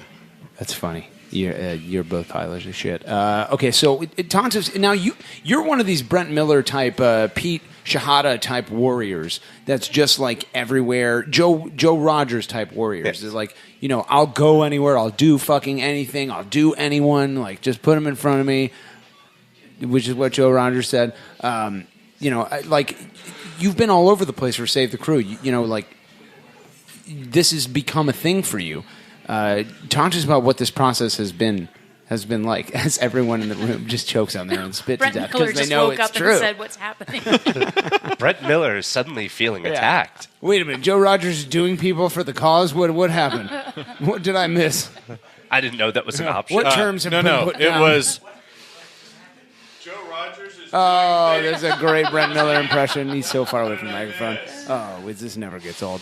No, Save the Crew has become one of my oddest hobbies. It used to be video games and watching movies and drinking adult beverages. And That's not a hobby. That's a lifestyle. It is. Yeah. That mostly is. However, every once in a while, I spend 2 hours standing underneath a 10x10 white tent with Brent Miller and Joe Rogers and Pete and just the four of you. Pretty much. And occasionally Sean Kelly, who shoots video of lightning strikes. Yeah. If anybody would like to spend time with Sean Kelly while he videotapes rainstorms downtown, that's a lot of fun, actually. I don't want to spend time with him while he doesn't record rainstorms. I mean, that part, nothing sounds great about any of this. What are you going to remember most when you look back on your time after we saved the crew 20 years from now? When I'm still very young and, probably everyone in this room is dead from old age. What are you going to remember most about Save the Crew? The little bizarre moments that we've all kind of shared. Watching a giant Winnebago pull into Mopfre Stadium on Saturday and thinking, wouldn't it be funny if that was Justin's family? And then Justin's family got off the Winnebago. And then they painted a TIFO. Yeah. Mostly they just spray painted spots of mold away with black spray paint. Yeah. Well, it had been folded up and on like bare dirt for a year. Yeah, I did. I looked. It was almost exactly a year prior that TIFO was originally made. So it had been sitting in filth and moisture for a year. It's amazing it hadn't fallen apart. Dude, shout out, actual shout out to Miriam's brother, whatever his name is. Is it Francis? Yeah, Terry Jr. Yeah, Terry Jr. Okay, first of all, they're like doppelgangers. They're like twins, which is weird because like Justin, not the greatest, and this guy Francis, the greatest. Like he free-handed the returns thing and a bunch of Merrim kids. It was like heartwarming and touching. And you're right. That's a memory that'll stick with everyone that was there. That was incredible. The Merrim brothers are much like the Higuain brothers. One of them is bald currently and has a bit of a beard, and one has a luscious head of hair. Yeah, you're right. No, I mean, like, I give Justin a lot of shit, and all of it is deserved, but, like, he's fine. His family's great, though. His family's just fucking great. Family is amazing. But other things like just the odd experiences, kicking around with Frankie Haydock in the middle of a rainstorm in Mopfre while he's wearing a crew sticker over his U.S. soccer jersey because he had to have a crew logo on him when they took a front office picture. Frankie's such a pro. Frankie is amazing. He's such a pro. He's like, oh, dude, I lost my wallet, man. I have no idea where my wallet is. Like, dude, you're not wearing the same pants you were 5 minutes ago. Maybe check those pants. Well, I don't remember what pants. Okay, let's go to your car. Yeah. There are 7 pairs of pants in your front seat? Jesus Christ. All right, we'll go through all of them. Why are there tickets for a game against Chivas USA in here? Why are they unused? You literally played in this game. How did you get these? I'm Frankie Haydock. Also, let me just take a minute to say that much like Peter, you have the perfect persona to be an ambassador for Save the Crew. Thank you, Darby. That means a lot to me. Shut the fuck up, Morgan. Nobody's talking to you. Who are you talking to, Vaughn? Oh, okay. No, like, in all seriousness, you are the kind of guy who doesn't know a stranger. Like, you will just talk to anyone, and that's exactly what these events need. Like, I would go to these and I would sit in the back of the tent and just... You mean you'd be like the paid people that show up? Yeah, I'd be like the crew interns that just sit there in their fucking shitty tent and just wait for people to come up and buy stuff from me. Incidentally, front office does not like that pointed out to them. Yeah? Well, they can suck it. But no, you're out there in every event, like doing the work, approaching people, striking up conversations. You fill an incredibly important role in this process. Darby, I'd like to give you a man ball because you are a kind and wonderful gentleman. No, we do not allow it. That's you're That's how you get a man ball. You're disrespecting the segment format, and I declare Master Report to be trash. Danielle, that's one man ball to me. Danielle's not listening to this. Okay, so I know that you fight. I know that you are a warrior for your community, and history will prove that you are on the winning side of this battle. Why fight? Because people don't just get to decide to destroy communities. Soccer is such a little thing to many of us. We all have, wonderful hobbies. Some people play basketball very well. Thank you. That's not Morgan. Blessed. But some people, just like to spend a couple of hours in a parking lot drinking with friends, eating chimichurri cooked by somebody who looks suspiciously like they just came out of prison. And some people, some people collect stamps. The Crew is something that has been with all of us for over 20 years now. And you don't get to just destroy that. When other teams in the MLS have collapsed, Chivas, when San Jose fell apart, those were all directly connected to not having, I wouldn't say not having a community, but not having contracts for anything. San Antonio didn't have a stadium. They didn't have jersey sponsorship. Yeah. They barely had players. No, they didn't have an owner. Yeah, that's significant. Yeah. And all those other teams that collapsed during a very odd period of time in MLS. They collapsed in a point in which there were 3 owners, 2 of them named Hunt, and the other one named Robert Kraft. I think it was at one point half the teams were owned by the MLS because they couldn't financially take care of themselves. AEG owned a shitload of teams, yeah. Oh, yeah. Columbus has the ability to change that. We have the ability to have one of the greatest rivalries. Everybody talks about how wonderful it is to have 2 teams in New York. Well, it is wonderful to have 2 teams in New York, and they should celebrate that. There's a potential to have 2 teams in Ohio in which the fans have grown up with each other. Yeah. Rambo Gunnar at one point used to come to Crew games. Yes, he is a booable person. Yeah. Now that he has turned his colors from black and gold to blue and orange. Hashtag the Rambo and Rambo Gunnar is because of Rambo. Yes. Yeah. But we literally grew up alongside each other. Yeah. We've watched 2 teams that can be completely community oriented. Even though we're 100 miles apart, we are vastly different communities. They're all about the march to the stadium and all of their wonderful corporate experiences. The Columbus Crew is about 20 people in a parking lot at noon on a Saturday kicking a soccer ball that looks like it should have been thrown away 5 years ago. What else is Cincinnati about? Tell us about how much they suck balls.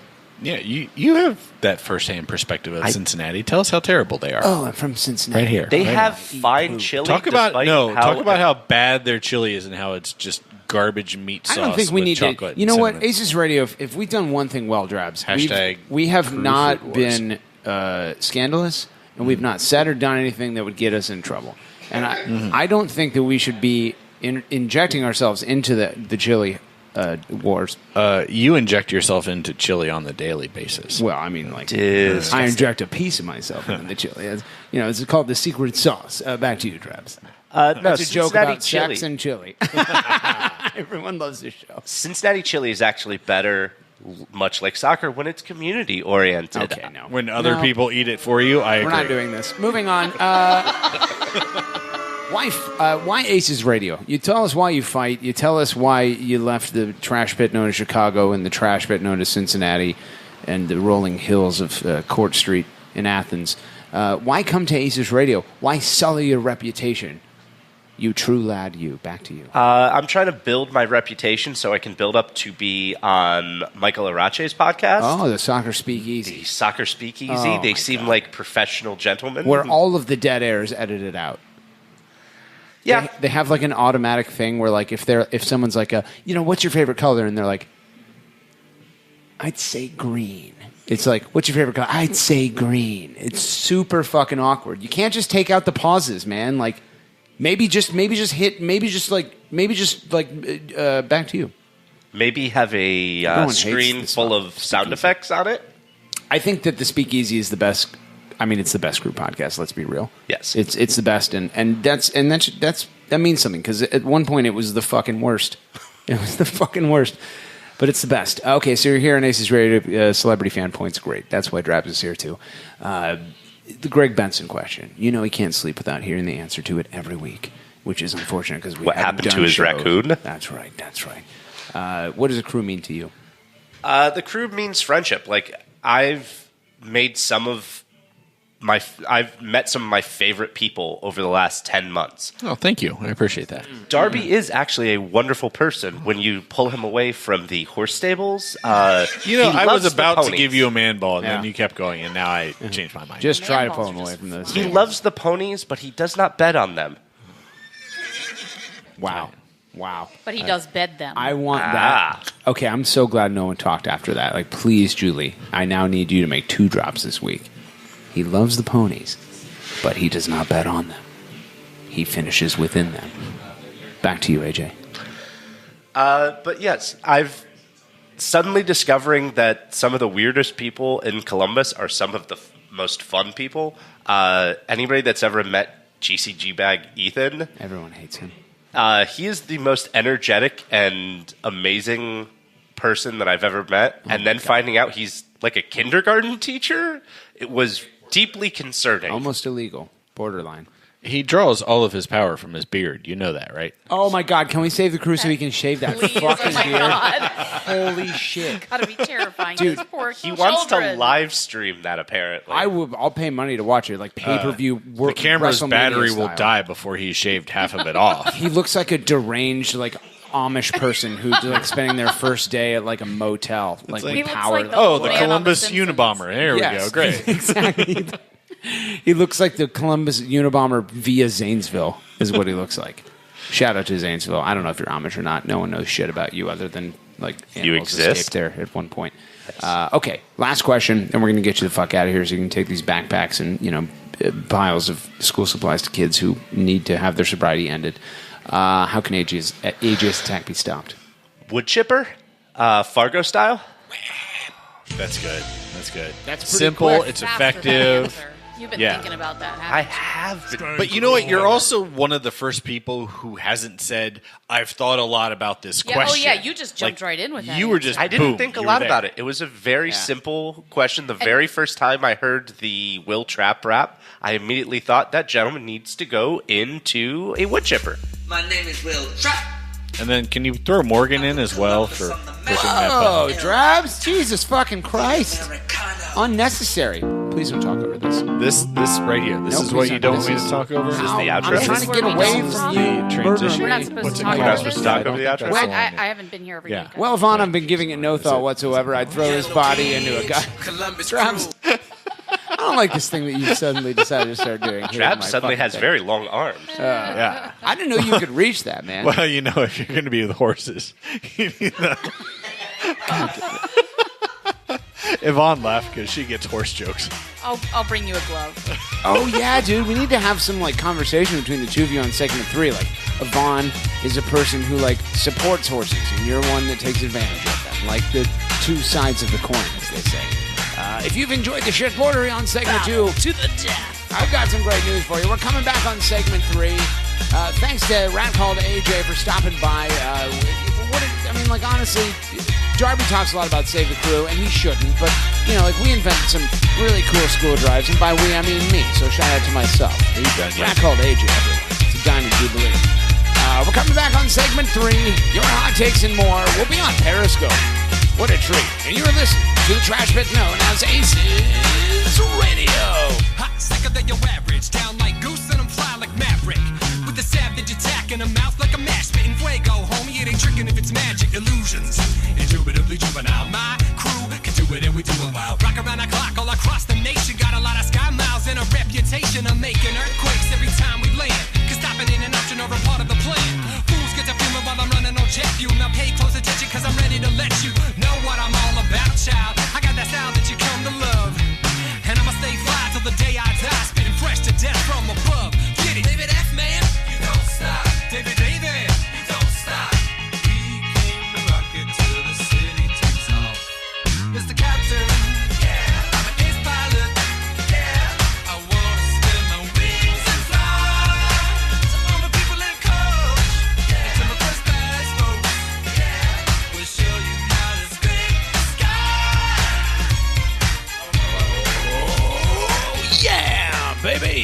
sluts, shitlords, celebrity fans, founders, and members of Crew Union and Theo Huxtable FCs alike. Welcome back. It's episode 96, the Diamond Jubilee of ACES Radio. If you're hearing the sound of my voice, you know what time it is. It's continuing champion time. That's right. Drabs respects my ambition. John respects my ambition. Maybe John didn't. That's why we had to get rid of him, and we welcome Yvonne Seagull back for segment 3. Big shout out to a rat called AJ for stopping by on segment 2. What a treat. I mean, like, he can tell people for the rest of his life, Drabs, that he was the celebrity guest of the week on the Diamond Jubilee edition. Instantly. There are, let's see, how many? There are 6 people in this room. Not a goddamn one of them wants to sit on the extra microphone. I mean, I have one thing to say. Get over here. Come on. I have one thing to say. We need more voices. You've chosen correctly. Yeah. You've chosen wisely. Steps FC is about to take the mic. Welcome back. It is segment 3 of ACES Radio Diamond Jubilee Edition, brought to you as always by Blood and Urine. My name is Carol Seaver. Yvonne Seagull, welcome back on segment 3, Steps FC, joining us. We're about to head to the subreddit known as The Massive. Before we do, I just want to remind everyone that I did not do shit for show prep because I don't have the standings printed out. I don't have prediction updates. I don't have any of that shit. So we're just going to read stuff, and it's going to be great. Drabby Squirrel Face, your thoughts? I'm really glad that you put so much time and effort into something you've been pimping for such a long time. You're like, episode 96, Diamond Jubilee, going to be the greatest thing that ever happens, and you just shit the bed. First of all, that was a great impression of me. Basically, it was like Pan's wedding. Yeah. Where, you hype it up, and then you do jack shit for it. A lot of people are saying the crew won 3-2, and that you, as an old man who fucks horses, should get fucked. I mean, I drank a lot of alcohol at your reception. What was the drink of choice at Pam's wedding for you? For me, oh gosh, I was going rum and coke actually. Okay, all right, that makes sense. That was me. You know what I can say without a question that no one drank draft beer because I bought 3 kegs. I bought 3 kegs from Endeavor. I had a beer. There was one keg that wasn't even tapped. There was another keg that was completely fucking full. Maybe a beer had been, and then there was one that was like 3/4 full. Right. So people probably drank the IPA. I don't know what happened. I drank $600 down the drain. Oh, I also had an IPA actually. I had 2 beers. Yeah, but Pam bought a bunch of fucking beer as well, like canned and bottled beer, like a bitch. Well, yeah, but everybody drank that before the ceremony even started. Yeah, and then a lot of bourbon. It's only the second wedding I've been at where I had a beer in my hand during the ceremony, and more weddings need to be like that. Yeah. Why not? What are you trying to punish the people that come to a party? Right, like sit here and shut up while these 2 people say a bunch of stupid crap about their love. Yeah. No, give me a beer. And I knew I was going to be a blabbering, blubbering idiot who was crying about everything, so I wanted everyone to be drunk so they wouldn't remember it, Drabs. Yeah. Just like ACES Radio. You're not going to remember this. What if I told you, Drabs, that there was a cure for the scourge? That is emotions. Is it alcohol? That's right, Drabs. They say the only yep, actually it is. Yeah. Nothing is impossible. Is it Donnie Murray walking in for another beer? Don't talk about now, intro. An ACES Radio exclusive. The battle for the grand prize. Hot takes from the massive. You're not going to stop there. We got the grand prize. Hot takes from Twitter. He's heating up. Hot takes He's on fire. from you. Yes, you can. No, you can't, Walter. Yes. Come back. Your favorite host. Hi, Morgan. How's it going? I'd rather have 4 kids at once than listen to you do this impression. Like you would. No, wait. Now, how many kids do you have? 3. I'd rather have 3 kids at once. You want to shoot 3 kids out of your butthole at the same time? Well, maybe like one after another. No, I think he said simultaneously. He wants 3 kids to come out side by side from his butthole. You heard it here first, Darby folks. Schnarfus has entered the heads are bad. I've heard the shoulders are just... You know I only give birth to precious baby angels, including my 4-pound dog, Gary Pendleton Hughes. I'm more of a Kelly De Niro man. You know that about me. Moving on to the subreddit known as The Massive, where I remind you, as always, lads, these hot takes are organized automatically by their level of fiery fucking hotness. Shout out to all the people trying to figure out how to ride scooters in Columbus. You're doing a great job. Somehow, maybe please do. Or, yeah. Against all logic, the highest upvoted comment this week, lads, comes to us from none other than Token Liberal with 9 points. Quote, you know what would be terrible? A hot takes thread where literally every single post was, fuck you, Precourt, end quote. Drolby Scrinface, your thoughts? I mean, I tried. It didn't happen, but I tried. I got upvoted, but people then didn't do it. How many more, actually, how many more people posted that, Darby? Did anyone else? I'm post sorry, that? I don't think tune in to anyone find out. zero number. I'm sorry, tune in to find out. Jesus fucking Christ, this is segment 3. It's the most spoilers. important part of crew fandom. What are you kidding me? Yeah. Moving the fuck on from user Best of Big Soccer. Welcome, lad. Love this account with 9 points. Quote, taken from the crew to Austin maybe thread on Big Soccer. I donated money to a man that I had never met for him to make a trip to a city that I've never been in because I want a team that I've never seen live to stay where it rightfully belongs. The crew is the first MLS team that I followed. If they move, they will be the last. For be massive forever, end quote. Fan-fucking-tastic. Yvonne Siegel, your thoughts? Yeah, I mean, how do you argue with that? That's maybe the first good take to ever come out of Big Soccer. Yeah. Fake news. Big Soccer's the best. And that's true. That's right. Ain't nobody got time for that. Fuck you. Moving on. From user Your Gavin is Showing, a.k.a. Tony Paco Lad Party with 5 points, quote, of all the fucky fuckboys that ever fucking fuckboyed, Anthony Precourt is the biggest fuckboy. Fuck you, Precourt. End quote. Steps FC. Fuck yeah, I guess. Steps FC, your thoughts? Fuck yeah. It's the most apropos, I guess. Steps FC, go ahead. Try again. I think that's what he's saying. No pressure. Well, I mean, it's cool. Yeah. Moving on, from user ACES Dictionary of 4 points, quote, Precourt, noun, a self-entitled man-baby incapable of forming human relationships, often substitutes unnatural attachment to inanimate objects or food, such as queso, for interactions with other humans. I'm worried about Mike. He's starting to act like a Precourt lately. Should we have an intervention? And fuck Mike, I'm tired of his bullshit. End quote. Drolby Scrinface, that was a pretty good hot take. Yeah. Your thoughts? I mean, it would be a shame if that became an Urban Dictionary entry one of these days. Wouldn't that just be the worst thing? If it were forever enshrined in the history of the internet on Urban Dictionary, please, nobody do that. Nobody define Precourt as exactly this thing. And don't do it right now. You'd hate to see it. You would really hate to see it. Really hate to see it. Moving on, from user Mike Hudson sucks, he certainly does with 4 points, quote, Precourt claims, and this process has been emotionally taxing. Who wants to tell him how we feel? End quote. Yvonne Siegel, your thoughts? Yeah, I don't think tax and Precourt should necessarily be used in the same sentence.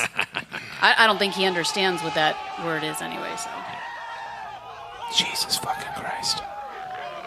Who knew the fieriest of the fire would come from Yvonne Siegel tonight? Not me, that's No one saw it coming. Oh, no one saw it coming. I would have said to you, Joe Rogers, more likely. She's been doing anything and anyone. I mean, like, she's just trying to save the crew. This is great. If you could get us a not all heroes wear capes capes unless you ask them to. Yes, that's right. Oh, my God. Fucking Yvonne Siegel. Take your lap. Do it. Take your fucking lap, bitch. Solanax, I'd like to introduce you to the newest Inside Joke on ACES Radio. Joe Rogers doing anything and anyone. Oh, my God, who saw it coming? I'm so sorry. What a treat. Now Yvonne feels bad, which makes it even better. What a treat indeed. Moving on. I am a garbage bird. That's also going to be a great drop for next week. Julie loves me. From user Bump It Extreme with 5 points, quote, click it, play it, fuck Precourt, and then there's this. What the fuck is happening here? Amazing. Great.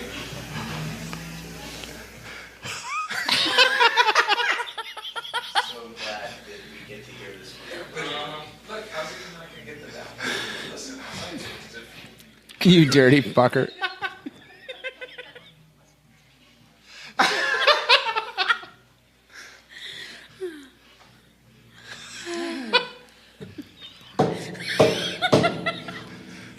Jesus Christ. Oh, Jesus. What the fuck? Oh, that's a great sound effect. Oh, is the fun van broken? Oh, you hate to see it.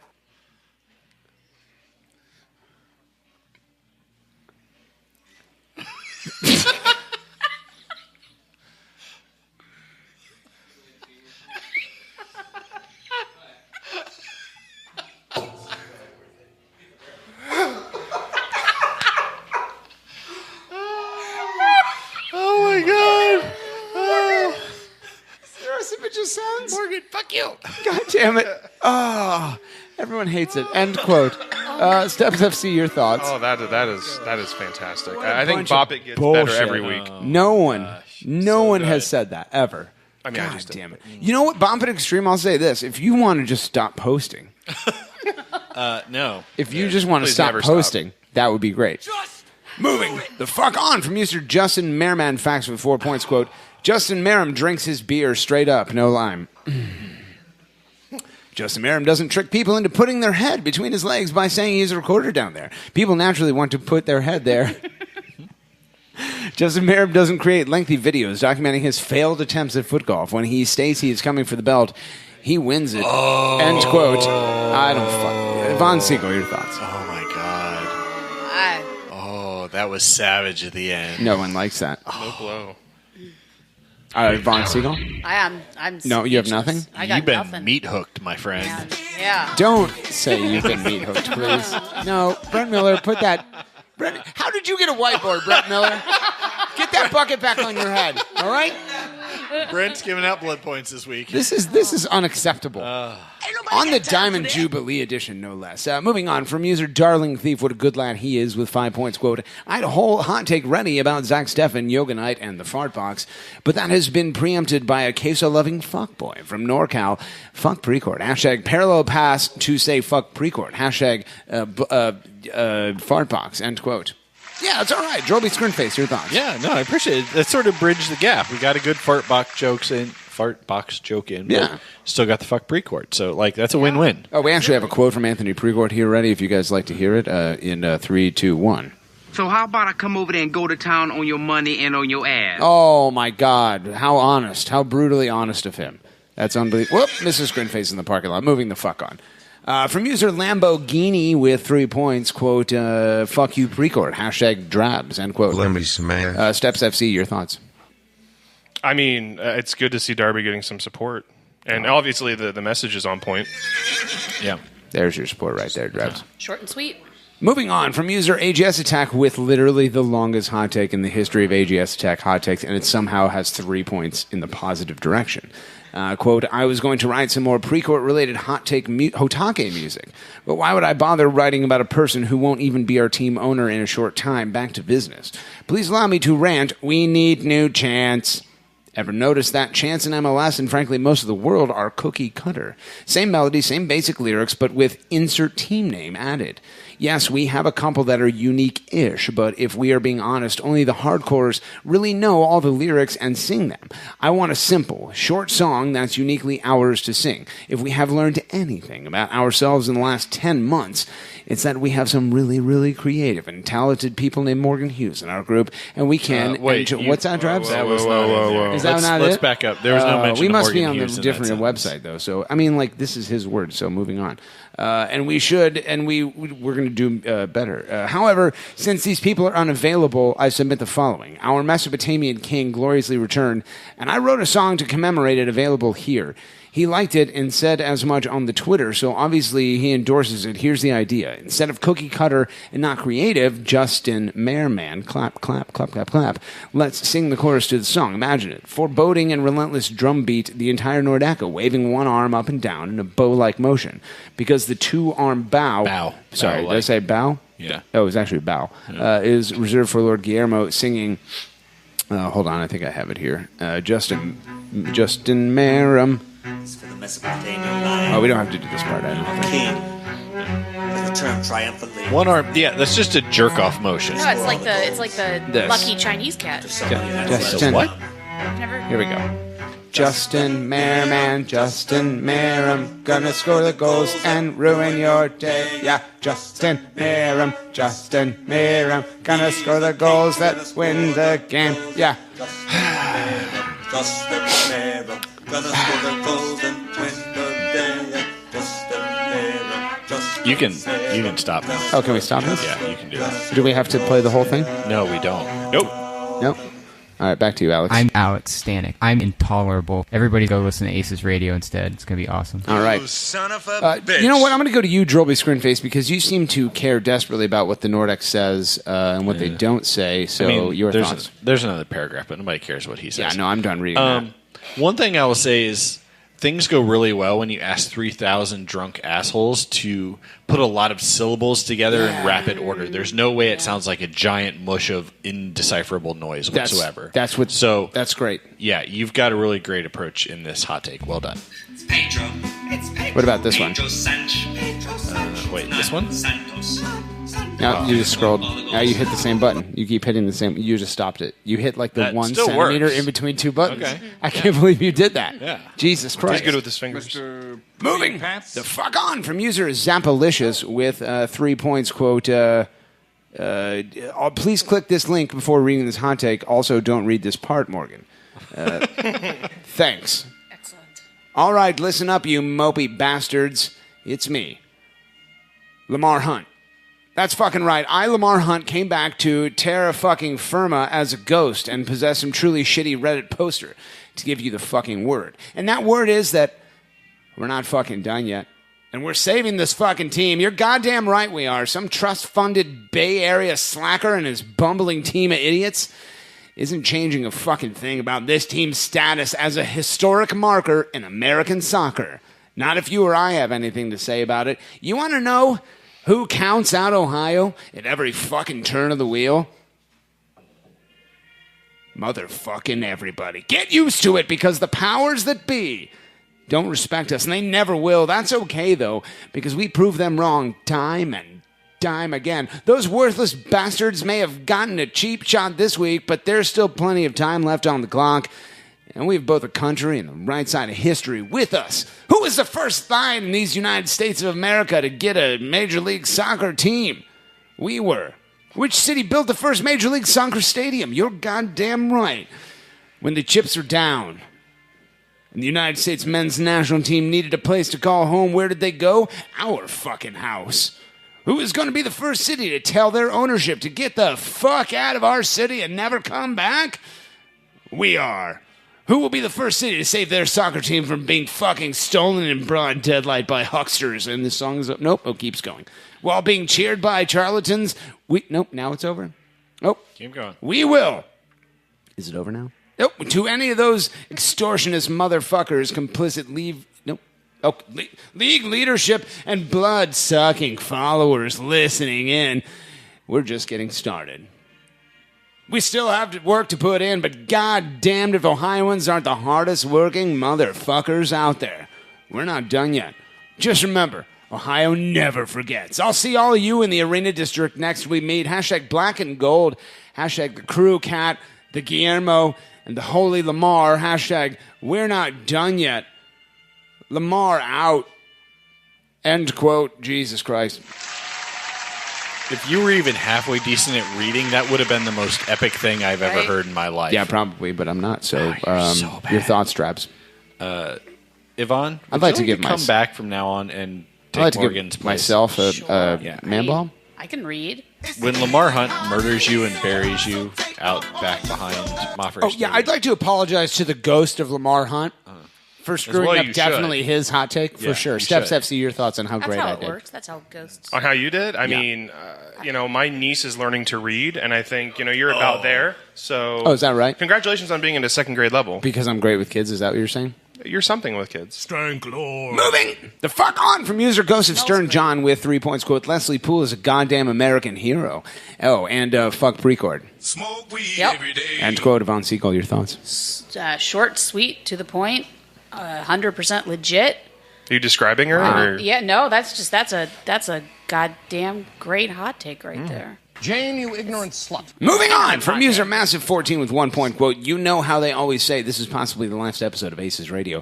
Given that this is episode 96 and that the original name was for that case of loving fuckboy, maybe you should retire the name and come back next week with episode 1 of a new podcast. The Morgan Smells Good and is great with kids. Darby fucks horses. John eats poop. Greg got deported. Radio Hour. Or TMSGAIGWKDFHJEPGGDRH for short. End quote. I mean, Drabs, your thoughts? It sounds great to me. It's so accurately Reply described. from user Mike Hudson sucks. LOL. Hour. Oh my fucking god! Everyone hates my cousin sucks. Steps FC, your thoughts on the new Drolby Screen Face Hour? I mean, I I mean, I can't get any worse than listen to ACES, so I guess I got nowhere to go but I up. can't believe you didn't fuck up that acronym incidentally. Like, Thank you, can't Bust. get the words of the Ghost of Lamar Hunt right, but you got like a 37-letter Can't get the acronym words right. I was just making sure the song wasn't fucking over. Maybe it's the Ghost of Lamar Hunt's fault, Drabs. It's almost I'd like to give somebody myself prepared point. a dead guy. I'd It's like like to give somebody myself prepared you one. with an extra long song so you'd have plenty of time and you shouldn't worry about it. Believe that. Moving on from user. Maybe we should skip the next one. Nope. Maybe we just like arbitrarily say that this is going on. Okay. I mean, Justin Read it. Merriman is not a husband, so it's kind of moot to begin with. Tune in to find out, Yvonne. From user Husband Power Rankings, which is fake news with 1 point. Justin Merrim, Barack Obama, Andy Stanky. Oh, you know what? Further down. Solanomax, further down. Al Bundy, further down. O.J. Simpson, further down. Some random guy from Michigan, further down. And at the bottom, Morgan Hughes, end quote. You son of a bitch. Steps FC, your thoughts on the fake news? I mean, I didn't even know you guys were married till earlier when you actually called her your wife. Well, no. I didn't do that, and I'll be editing that out. Also, Andy Stanky rated a little high here, given he's about to lose his wife to Yvonne. So, right. Yeah. Fucking God. She's mine now. Shit lord. Stank lord. What do you- Love is wait, love. Yvonne, your thoughts? What are you gonna? You guys are lesbians now? No, just I'm. You're just gonna Heterosexual marry I've each other? asked Julie to marry me. She hasn't responded yet. I just, do love respect her for her writing ability. Your mocking of marriage. Absolutely. Yeah, like Sure. no I one mean- hates marriage more than me.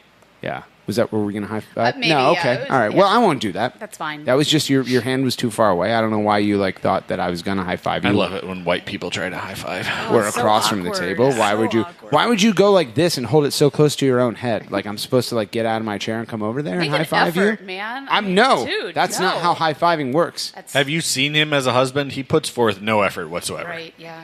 That's the word on the street. Moving the fuck on from user CDK_AEGIR, which is not words, and I won't read it. With 1 point, quote, fuck Precourt and fuck Don.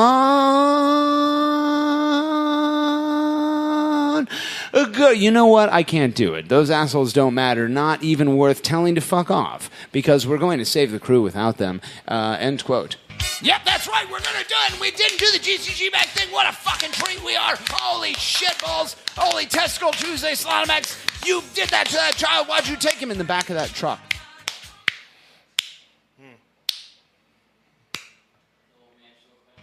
That's right, Slaughtermax. What the fuck are you doing? You piece of shit. I can't believe it. You know how many people have been killing themselves over this? Joe Rogers is doing anything and anyone. Tell everyone you know. Please tweet it out. If you need me to tweet it first, I'll do that. Clap. You can retweet it. Moving on.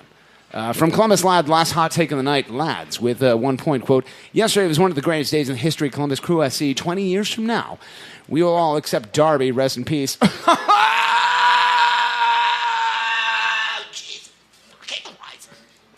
We'll look back on August 15th as Liberation Day, as the day our community was assured that we will no longer have the worst owner in MLS history. End quote. Drolby Screenface, your thoughts as someone who's about to die. I appreciate the I'm going to die soon jokes, but real talk, if you don't calm down on the roasts of me, you're going to fucking stroke out. Like, I see that vein pop out of the side of your head. Was there one coming out here? Yeah, like okay. right here. You turn bright-ass red.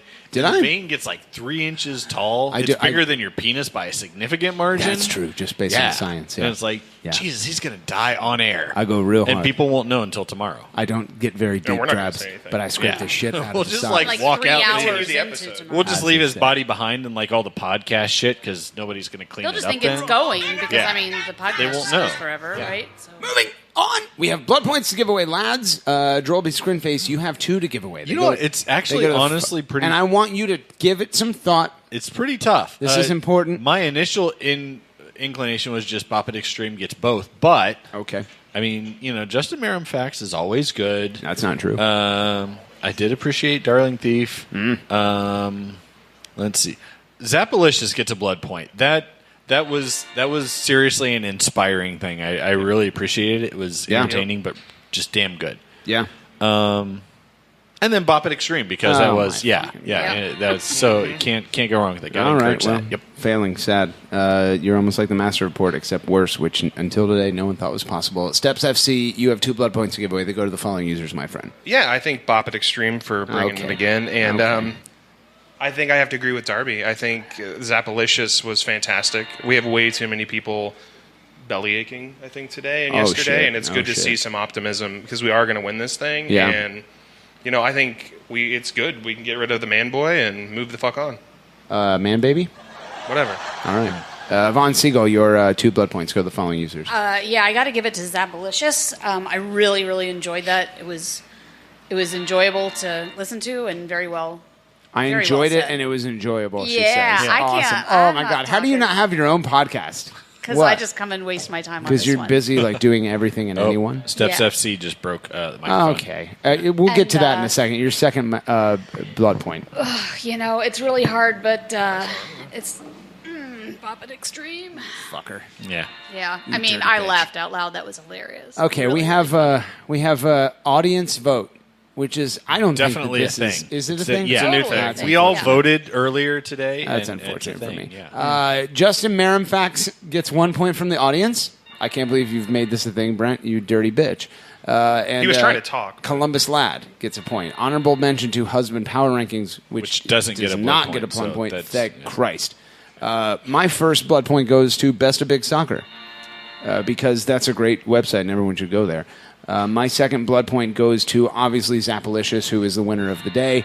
What a rare treat that person is. And that is it. That is the end of another edition of the battle for the stupid goddamn whatever we're going to decide this prize is. And you already know, so let your head nod throughout the outro. Now as the curtains close and it's time to go, will the beast almost out like a manifesto? So let's make a toast to all the friends and fam, the folks involved since we started the jam, and to a world full of people who telling you what you can and can't do. Better recognize salty eyes ain't a thing, cause we realize that when we doing what we love, that's the grand prize.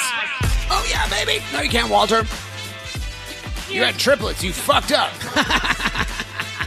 You had any idea you'd ever spend that much money on diapers? No. Why don't you just get the cloth ones? Like, let them shit on them, then wash them in the washer. People do that, though. They throw, like, poop in the washer.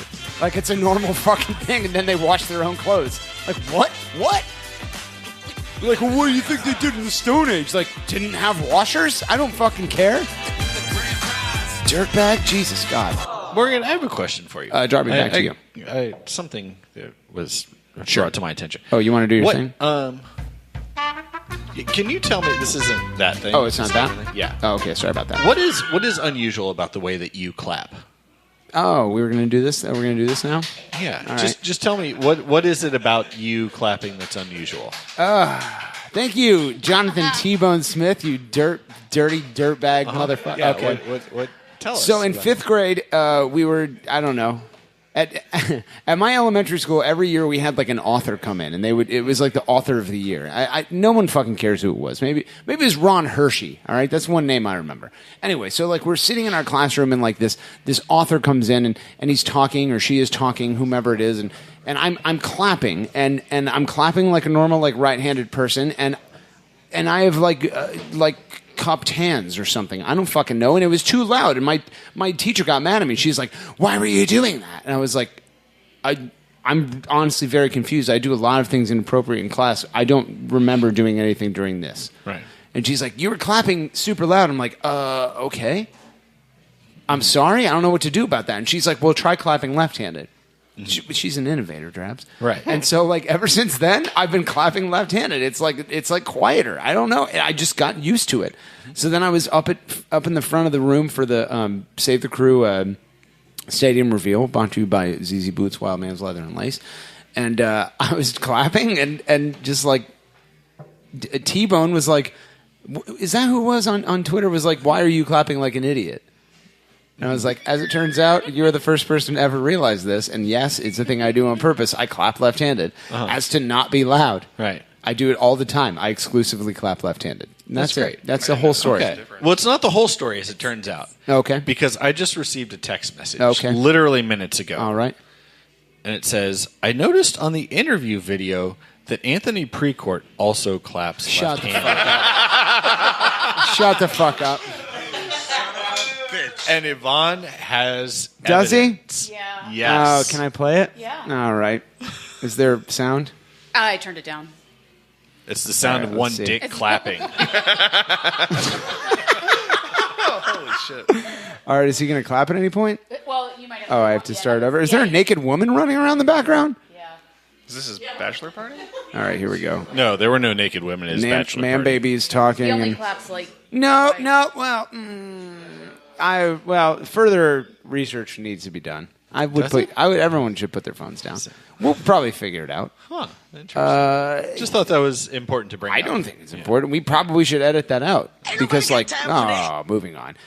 We have no like score predictions to do. No overall rankings. But let's just assume that I'm in first place. No, and that's it.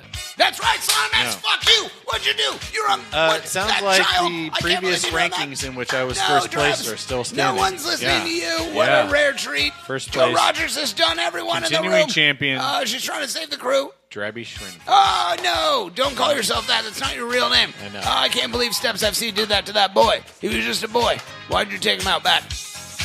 Yeah. So, I'm still winning. That's all you all need to know. No one Morgan knows. is still not winning. Moving the fuck on. Cruisers FC traveling to Atlanta United to take on the Fighting Civil Warmans this week on Sunday at 4 p.m. Before we get into our thoughts and score predictions, let's go ahead and kick it over to Alex Thomas with a weather report in 3, 2, 1. And now, an ACES radio exclusive. We want it now! The Weather Report with Uncle Sportsman himself. If I wasn't Jamaican, Alex Thomas. then why would I wear this hat? It's gonna rain! Ladies and gentlemen, boys and girls alike, welcome back. Alex Thomas to the Weather Report, for the Weather Report, of the Weather Report. Uncle Alligator, how you been, pal? Morgan, it's so good to be here. Alert. Alex Thomas has entered the game. What a treat it is to have you here. I just want to thank you for stopping by. Yeah. I know that you can feel the heat coming off my genitals after a very successful Crew SC foot golf outing. A lot of thrusting. Did you do the double power wank? The DDJO? Yeah, we use the hashtag DDJO now. Double dick jack off. Oh, yeah. Yeah. Nice. Nice to have drunk Nate with us there. Was it Jurgen Klopp? The guy that did that? Yes. Those little tiny baby wankus. That reminded me a lot of you. Yeah. You know what? You remind me of myself. That's fantastic. Cruisers FC playing Atlanta United men's coming up, or as John calls them, the Civil War men's, coming up this weekend in Atlanta. It's a dome. The Peach Fuzz. That's what they say, yeah. It's a dome. Still, we need to know what the weather's going to be like, my friend. Inside the dome? Yeah. Under the dome? Well, yeah, that sounds great. Probably like a little hotter than room temp. Maybe it's a lot of humidity because all the people. It'd be exactly what room temperature is. Whatever room it is. There, yeah. Yeah. Really. It's kind of math, though. Yeah. You're pretty good at that, though. That's what I hear. So it's Sunday. It's at 4 o'clock. Sunday 4, Does yeah. that change? No, we don't play a lot of Sunday games. We don't. Because the league does not like to draw attention to us Right. existing as a thing. But, they're forced into it playing the Civil Warmans this weekend. Does Sunday change anything for you as far as weather is concerned? No, it doesn't. It gives us an opportunity to kind of have our Saturday free, which is fun. Sunday here in Columbus is going to be gorgeous, man. We're talking like low 80s, low humidity, sun. Nice. Yeah, get out, get after it. Go to the patio, hang out with your friends, drink beer. Just hanging out, just beasting it. Yeah, dude. Have you, has Concubine Mary scheduled anything for you on Saturday since it's a free This Saturday, no. She's working. Oh, yeah. Nice. Pam's making me go to the zoo. What? I don't even know for what. We're going to the zoo. Well, one of the... a flamingo just had a baby there, and then something else happened. I think one of the elephants got pregnant or something. Oh, my God, what a treat. Yeah. Oh, I can't wait to go there. That'll be cool, man. Those are like my two favorite things I've ever done in Columbus. You've been there before, though, right? To the Columbus Zoo? Yeah. Have I been to the Columbus Zoo? Yeah. Yes. And Pam has too? So why are you guys going again? I think there's some kind of... I don't fucking care. Okay, that's cool. Maybe there's quiche and mimosas like you like to do. Oh, I like that. There are two things I remember from being a young lad here in town. One was when, there was like a gorilla born, maybe. Yep. I was there for that. And then Darryl Strawberry was played for the Clippers because he was on... Did he ever play for the Reds? Cocaine. He played for the Mets and the Reds, I think, too. Yeah, he was in the Yankees, though. He was on the Yankees. Oh, yeah. And he did a bunch of cocaine. And he got assigned, he was injured or something from doing coke. And then, so we went to that. It's pretty great. Nice. All right. Yeah. I had the summer camp a couple years there. It was pretty cool. I grew up across the river from there, and at night you could hear the nocturnal animals making a shitload of noise. It was pretty cool. That's pretty dang cool. Yeah. It would sound like this. I think that's the... Yeah, it does. I think those were the lions. And that is Darby's girlfriend? Or wife? Mrs. Scrinface. Mrs. Alex, give us a score prediction for the upcoming match. You know, man, I was feeling really good last week with Houston having 3 red cards and being on a little bit of short rest. Coming to Columbus, we were fired up. Yeah. Werewolf with a chainsaw for a penis. Yeah. And at the last second, we were doing our lucky shot before we left the house. Yeah. And I kind of got cold feet, and I called 1-0 to Concubine, and that ended up being right, which doesn't matter. Wow. But this week, I'm a little nervous, and I feel like it could be our time to have a loss on the road. But with that said, I'm going to go 2-2 tie. 2-2 tie. That's 1 point for Cruisers FC, picking up a point on Sunday. I love it. For the first time in recent memory. Ladies and gentlemen, give it up, Alex Thomas. Thanks for stopping by, my friend. Hey, thanks for having me. If it's all right with Danielle Castle, I'd like to give you a man ball. You know what? I was just going to say I wanted to give you guys... well, no, more specifically, just you one. Yeah, that's what I figured. I'm a big Maybe fan of John. yours. John could have one. John, play us, Jane. Jane, the jacket, please. Jane. Ladies and gentlemen, Alex Thomas with the weather report. Smoke weed every day. Oh, fantastic. What a treat. Alex Thomas, the weather report, as always. We thank you for stopping by. We thank you for telling us what the indoor room is going to be like. You know what? What a great conversation piece that was about what room temperature is in a room. It's kind of like one of those chucking woods things. Cruisers FC traveling down to Turner Field this weekend. Fulton County Stadium to take on Otis Nixon, David Justice, Terry Pendleton, and the Fighting Atlanta Unitedmans. Drabs, let's go to you first. You're an old person who's in danger of heat death at all times. Crew not known to play well on the road, and yet some recent results would suggest otherwise. A game on the road against the top team in the East, top team in the league. Your thoughts on the match, my friend? Yeah, we're not great on the road. Also, we have never beaten Atlanta in regulation. Never beaten them in regular season. Only scored 1 goal against them in 4 tries. On paper, this is a game that doesn't look great. Yeah. In a way, Atlanta is kind of like the Crew on steroids. Like they do everything we do, but they tend to do it better. Like Jossie Zardes is a poor man's Joseph Martinez. I mean, they're basically set up to get one guy goals, and this season, one guy is getting those goals. They have a nice problem to have because their one guy who gets goals is about to shatter the shit out of the single season scoring record. Yeah. Whereas we just have a guy who's really fucking good. Only one guy. And only one guy. So it's on paper this is going to be a rough game, but this is also the team. This is also the time where the team has to decide what they're made of. Like this is the time in the season where Greg teams make a run. The only difference is this year it's going to be a lot more road games. It's going to be a tougher hill to climb. Yeah. But still, if we are a playoff team and if we're a team that's going to go places in the playoffs, this is the kind of game where you have to make a statement. You're right, Drobes. This is literally the point last year where we lost on the road against San Jose and then didn't lose again in the regular season until this regular season. Steps FC, you're a Crew fan. Mm-hmm. You won a pizza party with Josh Williams. I did. Pam texted me on, what was that, Monday? Tuesday, and she's like, "Are you going to be home in time for dinner?" And first of all, I was very offended. Like, I don't report to you. Sure. And I was like, "No, Josh Williams pizza party." Yeah. And she just sent me a question mark back. You said, "I'm eating pizza off of Josh Williams' abs." And that's not what I said. It's God, I thought you were going to say ass. Well, maybe also his ass. I only saw the abs part, but maybe that's just Morgan followed Josh out the door at the end of the thing with another pizza, and he said, "Bring that sweet ass back mouth here." on his butt. Yeah. Okay. So all right, fair. Yeah. And then a cute little doggy. And she said, "I don't understand what that means." And I'm like, "Pam, what the fuck do you think Josh Williams' pizza party means? Grow up." She stopped replying, and then I liked my own last text message. Just the way you do it. Steps FC, your thoughts on the match this weekend, my friend? I think, I kind of agree with Darby in that Atlanta is an extremely good team, and you can argue about how they got to that place, but I think from winning, I mean, the people they have, from having great players. Yeah. Okay. But I think, if you listen to the team, I know not Erickson, but who was doing the interviews on Tuesday? Not Alex Stack. Clay Hall. Yeah, was interviewing, I don't know, Will Trapp, and to hear those guys, I think they have a chip on their shoulder this week. And I think that if there's going to be a game where, the guys are going to come out with something to prove, I think this might be it. I think we all know personally that there are several players who are not happy about the situation with everything going on in Austin. And I think that it's going to be a hard game, but I think that I think we have a chance at it if we can put everything together. I think Zach has been playing fantastic.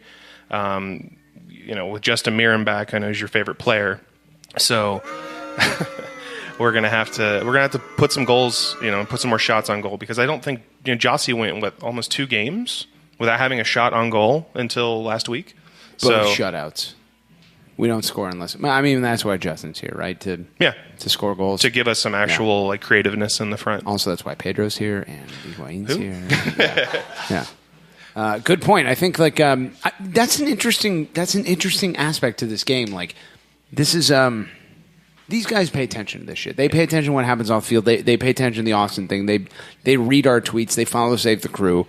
They say they're focused on the game, but we know they're human beings. Absolutely. Mm-hmm. Yeah, exactly, Darby. Like they have to say things to the press that won't cause outrage, but like these guys want to save the crew. They don't want to go fucking anywhere. None of them want to go anywhere. None of them specifically want to play in Austin. Yeah. I haven't heard a single one. I mean, like, oh, that's awesome. There are times Tyson Wall. where there are times here where we pretend like we don't know who Tifo Sweat is, or like we don't hear from the players. Like, I'm done fucking pretending. Yeah. I hear from the players directly. Me, Morgan Hughes. They don't want to leave. They don't want to play in Austin. Many of them will leave this country and play elsewhere if they are forced to. I want to we're play mentioning here. names. Yeah, we won't mention names. No. Whatever. But like, no one listens. No. Just make a wish. That's the thing. Like, they're not going to have to. Doesn't matter. We're going to save the crew, so go fuck yourselves. But like, yeah, you're right. This is do they come out and play with extra like humpha this week because of the Austin thing? Extra what? Humpha. Drabs. Humpha. Humpha. Is that somewhere between oomph and chutzpah? Yes. Okay. Well, as a youth, I would not. Chutzpah. I don't use words that you as an old. Did your teacher yell at you for saying like oomph too loud or something? Don't tell me that story. And then he said oomph with his left. Oh, okay, yeah, His left mouth. At the left side of his mouth. Yeah. Yvonne Seagull, everyone's favorite bird. Yep, there it is. Your thoughts on this match, my friend? I think everything that you guys just said really covers it. I can see the fan support going 2 ways. One, we know that the supporters in Atlanta have been really favorable and very supportive of Save the Crew. There's been a lot of yellow in their stands, and I know we're all very appreciative of that. So I could see that being there, and that gives our guys a little bit of lift. I can also see it going the opposite way, where there's a lot of jeers and see you in Austin and all of that kind of stuff. Not in Atlanta. Well, yeah, there's been one a or couple. 2 bad guys. There always is. There's always an asshole. You're thinking of Toronto. But or Chicago. all I was just going to say to that is that I think that the guys that we have on the field, they have that steely resolve now, and I think that should that happen, it just it gives them the extra incentive, I guess, to to really attack the extra oompha to move forward and play play their hearts out, and to put on to and that, we know it's going to be a very difficult stadium to play in and a very difficult game. I was going to say, one thing that attached, is not surprised me, but I guess maybe surprised me, was Jossie Zardes. He came from LA, and I don't think anyone knew what to think of him when he came here, and I'll leave it at that. But talk about someone who's bought in, I feel like, to the program. I mean, and seems committed to Columbus, just to to say what you're saying. I think he draws from us more than I would have thought he was gonna. Coming from LA, which is a city of glamour, to Ohio. The thing about Jossie specifically is that he's a really genuine person. And I think that Columbus had him right off the bat because he did a lot of community service, a lot of community projects in LA. And knowing that he would be able to continue that kind of stuff with his new team, just like Matt Lampson, he has the Lampstrong Foundation. He goes, no matter what team he's at, he finds somebody that he can meet, and he's gotten other goalkeepers in on it, and that's it's amazing when you get to see your player. As a player, that you get to continue a project that you started in one team with another team. And so I think that, Jossie, knowing that there would be opportunities for him to still do community service in his new home, it was really easy for him to buy into the city of Columbus and the community. Yeah, not only did he fit into the team, but he just fits in with the persona of the city so well. You look at him and you're like, oh, you're home. Right. Like absolutely. You belong here. And honestly, Mike Grella is another one. He we all know what kind of a player he was in New York, and he just came in and just bought right in right away. He told me he and his wife love it here, and loves playing for Greg. And the new guys that came in this season are just 100% Columbus now. So we hear that all the time, though. Nobody wants to play here until you actually ask the guys that are playing here, and they're like, yeah, we really love playing here. So. Except Justin, who is a coward and quit. Oh, Charles, God. What does gulliest mean? He just wants to fit in. Oh, it's Cooligans. Oh yeah, we know what they are. I won a contest on their stage. Cheater. You remember when I won the trivia contest? You remember when Morgan cheated? Hey, do you remember what happened Tuesday night? Who won something? Oh, who won the raffle on Tuesday? My niece won. Did Morgan win anything? Yeah, even little girls were winning. And my wife. Yeah. First of all, don't call me that.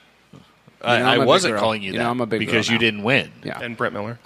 Yvonne, speaking of Matt Lampson, I'll remind everyone, as always, that one time I was at a front office meeting and we were talking about I don't give a shit what, but no one sat at the head of the table because no one wants to do that. And then Matt Lampson walked in with a fedora and a chinchilla coat down to the floor with no shirt on underneath it, and it was a Tuesday in the winter. And he just sat down at the head of the table and was like, all right, so where are we? That 100% sounds like Matt Lampson. Yeah, absolutely. Yeah. Wow. And it was just everyone was like, oh, we're talking about, what are you doing here? And he's like, fantastic. This has been great. Everyone take it easy. And he just left. No other player was at the stadium. He was just there. It wasn't they were doing some off the post thing. It was just a Tuesday, and he'd gone to the stadium in shirtless with a chinchilla coat and a fedora. Yeah. And incidentally, whatever intern is left in the crew front office, can you please grab your cell phone and start up Off the Post again now that Justin is back? Because the Justin and Josh Williams Off the Post are the greatest thing that ever been created. Adam Stryker, we're talking to you. Second to the Alex Crognell, Zach Steffen Off the Post. No, you're wrong. No. I mean, in terms of consistency, Justin and Josh, you just see the love in their eyes when they look at each other. I just disagree, and you're wrong. I want to give a shout out quickly to Alex Steck, who was forced to leave Columbus this week because of the uncertainty that Anthony Precourt has created. She'll never tell you that. I don't have any insider information. I certainly haven't talked to her or anything. We're not friends out in real life at all whatsoever. And I don't know anything at all. I'm just some normal fan. But if you did. But if I did, I would say, there are a lot of people in the front office who have no fucking idea what their future is going to hold, and Alex Steck is one of them, and she had to take a position with FC Cincinnati that she may not have taken otherwise. So she killed herself. Thank you for doing what you have done for the crew, and you'll always hold a special place in our heart. My thoughts on the upcoming game are exactly what they always are against good teams on the road in MLS. We're going to get fucking beat. Doesn't matter. I think that Steps FC was right. There's a wild card there that, first of all, Atlanta is scared of us. They've said as much in interviews. What's his name? What's his nuts? Martinez said during the All-Star weekend that Columbus is the best team in the league. We don't play well against them because they're great. So there's that. But they destroy us in the regular season. Whatever. We're going to fucking lose. Let's get our score predictions out of the way. Drolby Scrinface, your ball's deep inside of a horse most times, not right now. So while you're not doing something illegal, tell us what you think the game's going to end at. Taking a big risk here as the continuing champion. Holy shit, here we go. As continuing champion, I decided to go out on a limb today. Conventional wisdom says a loss. Yeah, it sure does. I'm going for a 1-0 crew victory. Wow. We have not beat Atlanta. We are due. There may be a little destiny. Hashtag Sunshine Brigade. Hashtag give Joseph a piss test, because what that dude is doing there, he's probably got some horse hormones in him. I'm a little turned on when I look at it. And these aren't just tap-ins. Yeah. Well done. Good Yeah. goals. So, yep. Cruisers victory. Well Heard it done, here Drabs. first. Self-roasting included. Steps FC, you're predicting in place of the guest this week. The guest prediction is as follows. Well, you're predicting for the wet boy, the wetness. Yeah. You're in that Yeah. chair, No pressure. Vaughn. You didn't sign yourself up He's for in shit. last place anyway. Yeah, he's got nothing to lose. Steps FC, your prediction. So, going on what I said about us having a little bit of spunk to us, I think that we could give it to... Ew. It's not spunk on us. Oh, okay, I heard you. Or spunk in us, but spunk to us. I think That's we're going not to that much better. Yeah, I think we're going to get a 2-2 tie. I think that there's going to be goals in this game. I think that Atlanta's too good to not score. But I think that we're also going to score. So I've got Cruisers 2, and then the Arthur Blankman also have 2 with hashtag Precourt Urban Dictionary entry and hashtag When Darby and Little Girls Even Beats Morgan at Raffles. Everyone hates that joke. No one laughed at all. How unfortunate. That silence was awkward. Yvonne Siegel. Okay, so I always predict a win because I do. But with the realities of Atlanta being what they are, I've predicted a tie. I've predicted a 1-1 tie. Do agree with the goals. I think we're also going to try and shut that shit down. Absolutely. Hashtag I'm sorry. Hashtag eternal sunshine of the spotless mind. Hashtag save the crew. Hashtag celebrate the missing weight of fuckface McQueso pants. Wow. That was Hashtag I'm sorry. Yeah, whatever. What a defeatist. Well, it looks like I'm getting points this week. Fan-fucking-tastic. Great. Climbing the standings as usual. I say Cruisers FC 0, Civil Warmans 2, hashtag left-hand man for your claps. Hashtag Slonimex Moonman Pederast. That's because he's what he does on the moon. Hashtag definitely only girls. I'm a 3-4 man. Hashtag don't use your washer for your baby feces. Hashtag Rambo Gooner, Rambo and Rambo Gooners because of Rambo. Hashtag Cat Sassy Crap Pants. Hashtag Joe Rogers will do anyone. That's the end of that hashtag. It ends right there. And then finally, hashtag check on Darby, who is an elderly man and in danger of heat death. What do you think about that?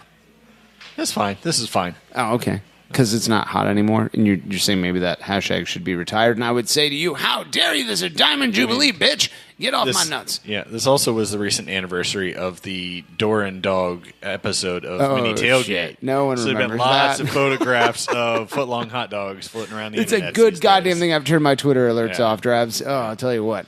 What do we got? We have what's going on this weekend at what do we do? GC. It's literally on segment 2 on the screen. I have no idea what to say. Yeah. What's GCG back got going on this weekend, Yvonne? I have no idea, but I bet you they are making some sort of good food. I bet they'll be here on Sunday. That's a great John Zadar impression right there. Yeah. I have no idea. You should have just ended it there. Oh, look, segment 3's up. Yeah, there you go. Thanks for nothing, Brett Miller. Drabs, any Save the Crew volunteer opportunities this weekend? Not in the immediate future. I think we're gonna have somebody who's wandering around OSU this weekend because like move in. That's kinda illegal and stuff. What are we talking about? Like handing out stickers and stuff. Oh, not Yeah. like okay. Yeah, All I right. think Janelle is maybe going to be like recruiting some students into the fold. So. The Uber driver? But no, different. Janelle, not Oh. Jeanette. Oh, okay. But that's not like a volunteer thing. Although if you want to go to OSU's campus on Sunday and just like tell kids students. about, No, I wouldn't do this. Yeah, Whatever he's about to say, I wouldn't do that. just do it. Just do it. No, Just do it. No, okay. Yeah. All right. Okay. Well, I feel like you shouldn't have told people to do that. Drabs like Thanks, Rob. Nobody heard you. GCG bag Rob, drunk, failing, sad. On behalf of benevolent corporate overlord sponsors Blood and Urine, my name is Carol Seaver. Thank you for joining us tonight here on the Diamond Jubilee edition of ACES Radio. Big shout out to a rat called AJ on segment 2, Steps FC for filling in, Yvonne Siegel for stepping in. You're all legends. Thanks to Drowlby, Scrinface, and Sean Sitar. On behalf of benevolent overlord sponsors Blood, Urine, Spitz, Alamia, Foot Golf, Larry Turd, Tide Riding Corpse, of Kevin Burns, go fuck yourselves. It's ACES Radio. And all the word Garrett, most people said. Not ACES. ACES. Fuck ACES. You're still here? It's over. Go home.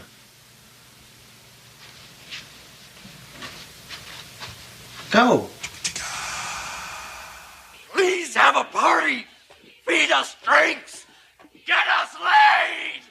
Ow! Dude, don't pretend like you're busy working or something, dude. You know you're in bed, just watching PlayStation or something like that. That's the word on the street.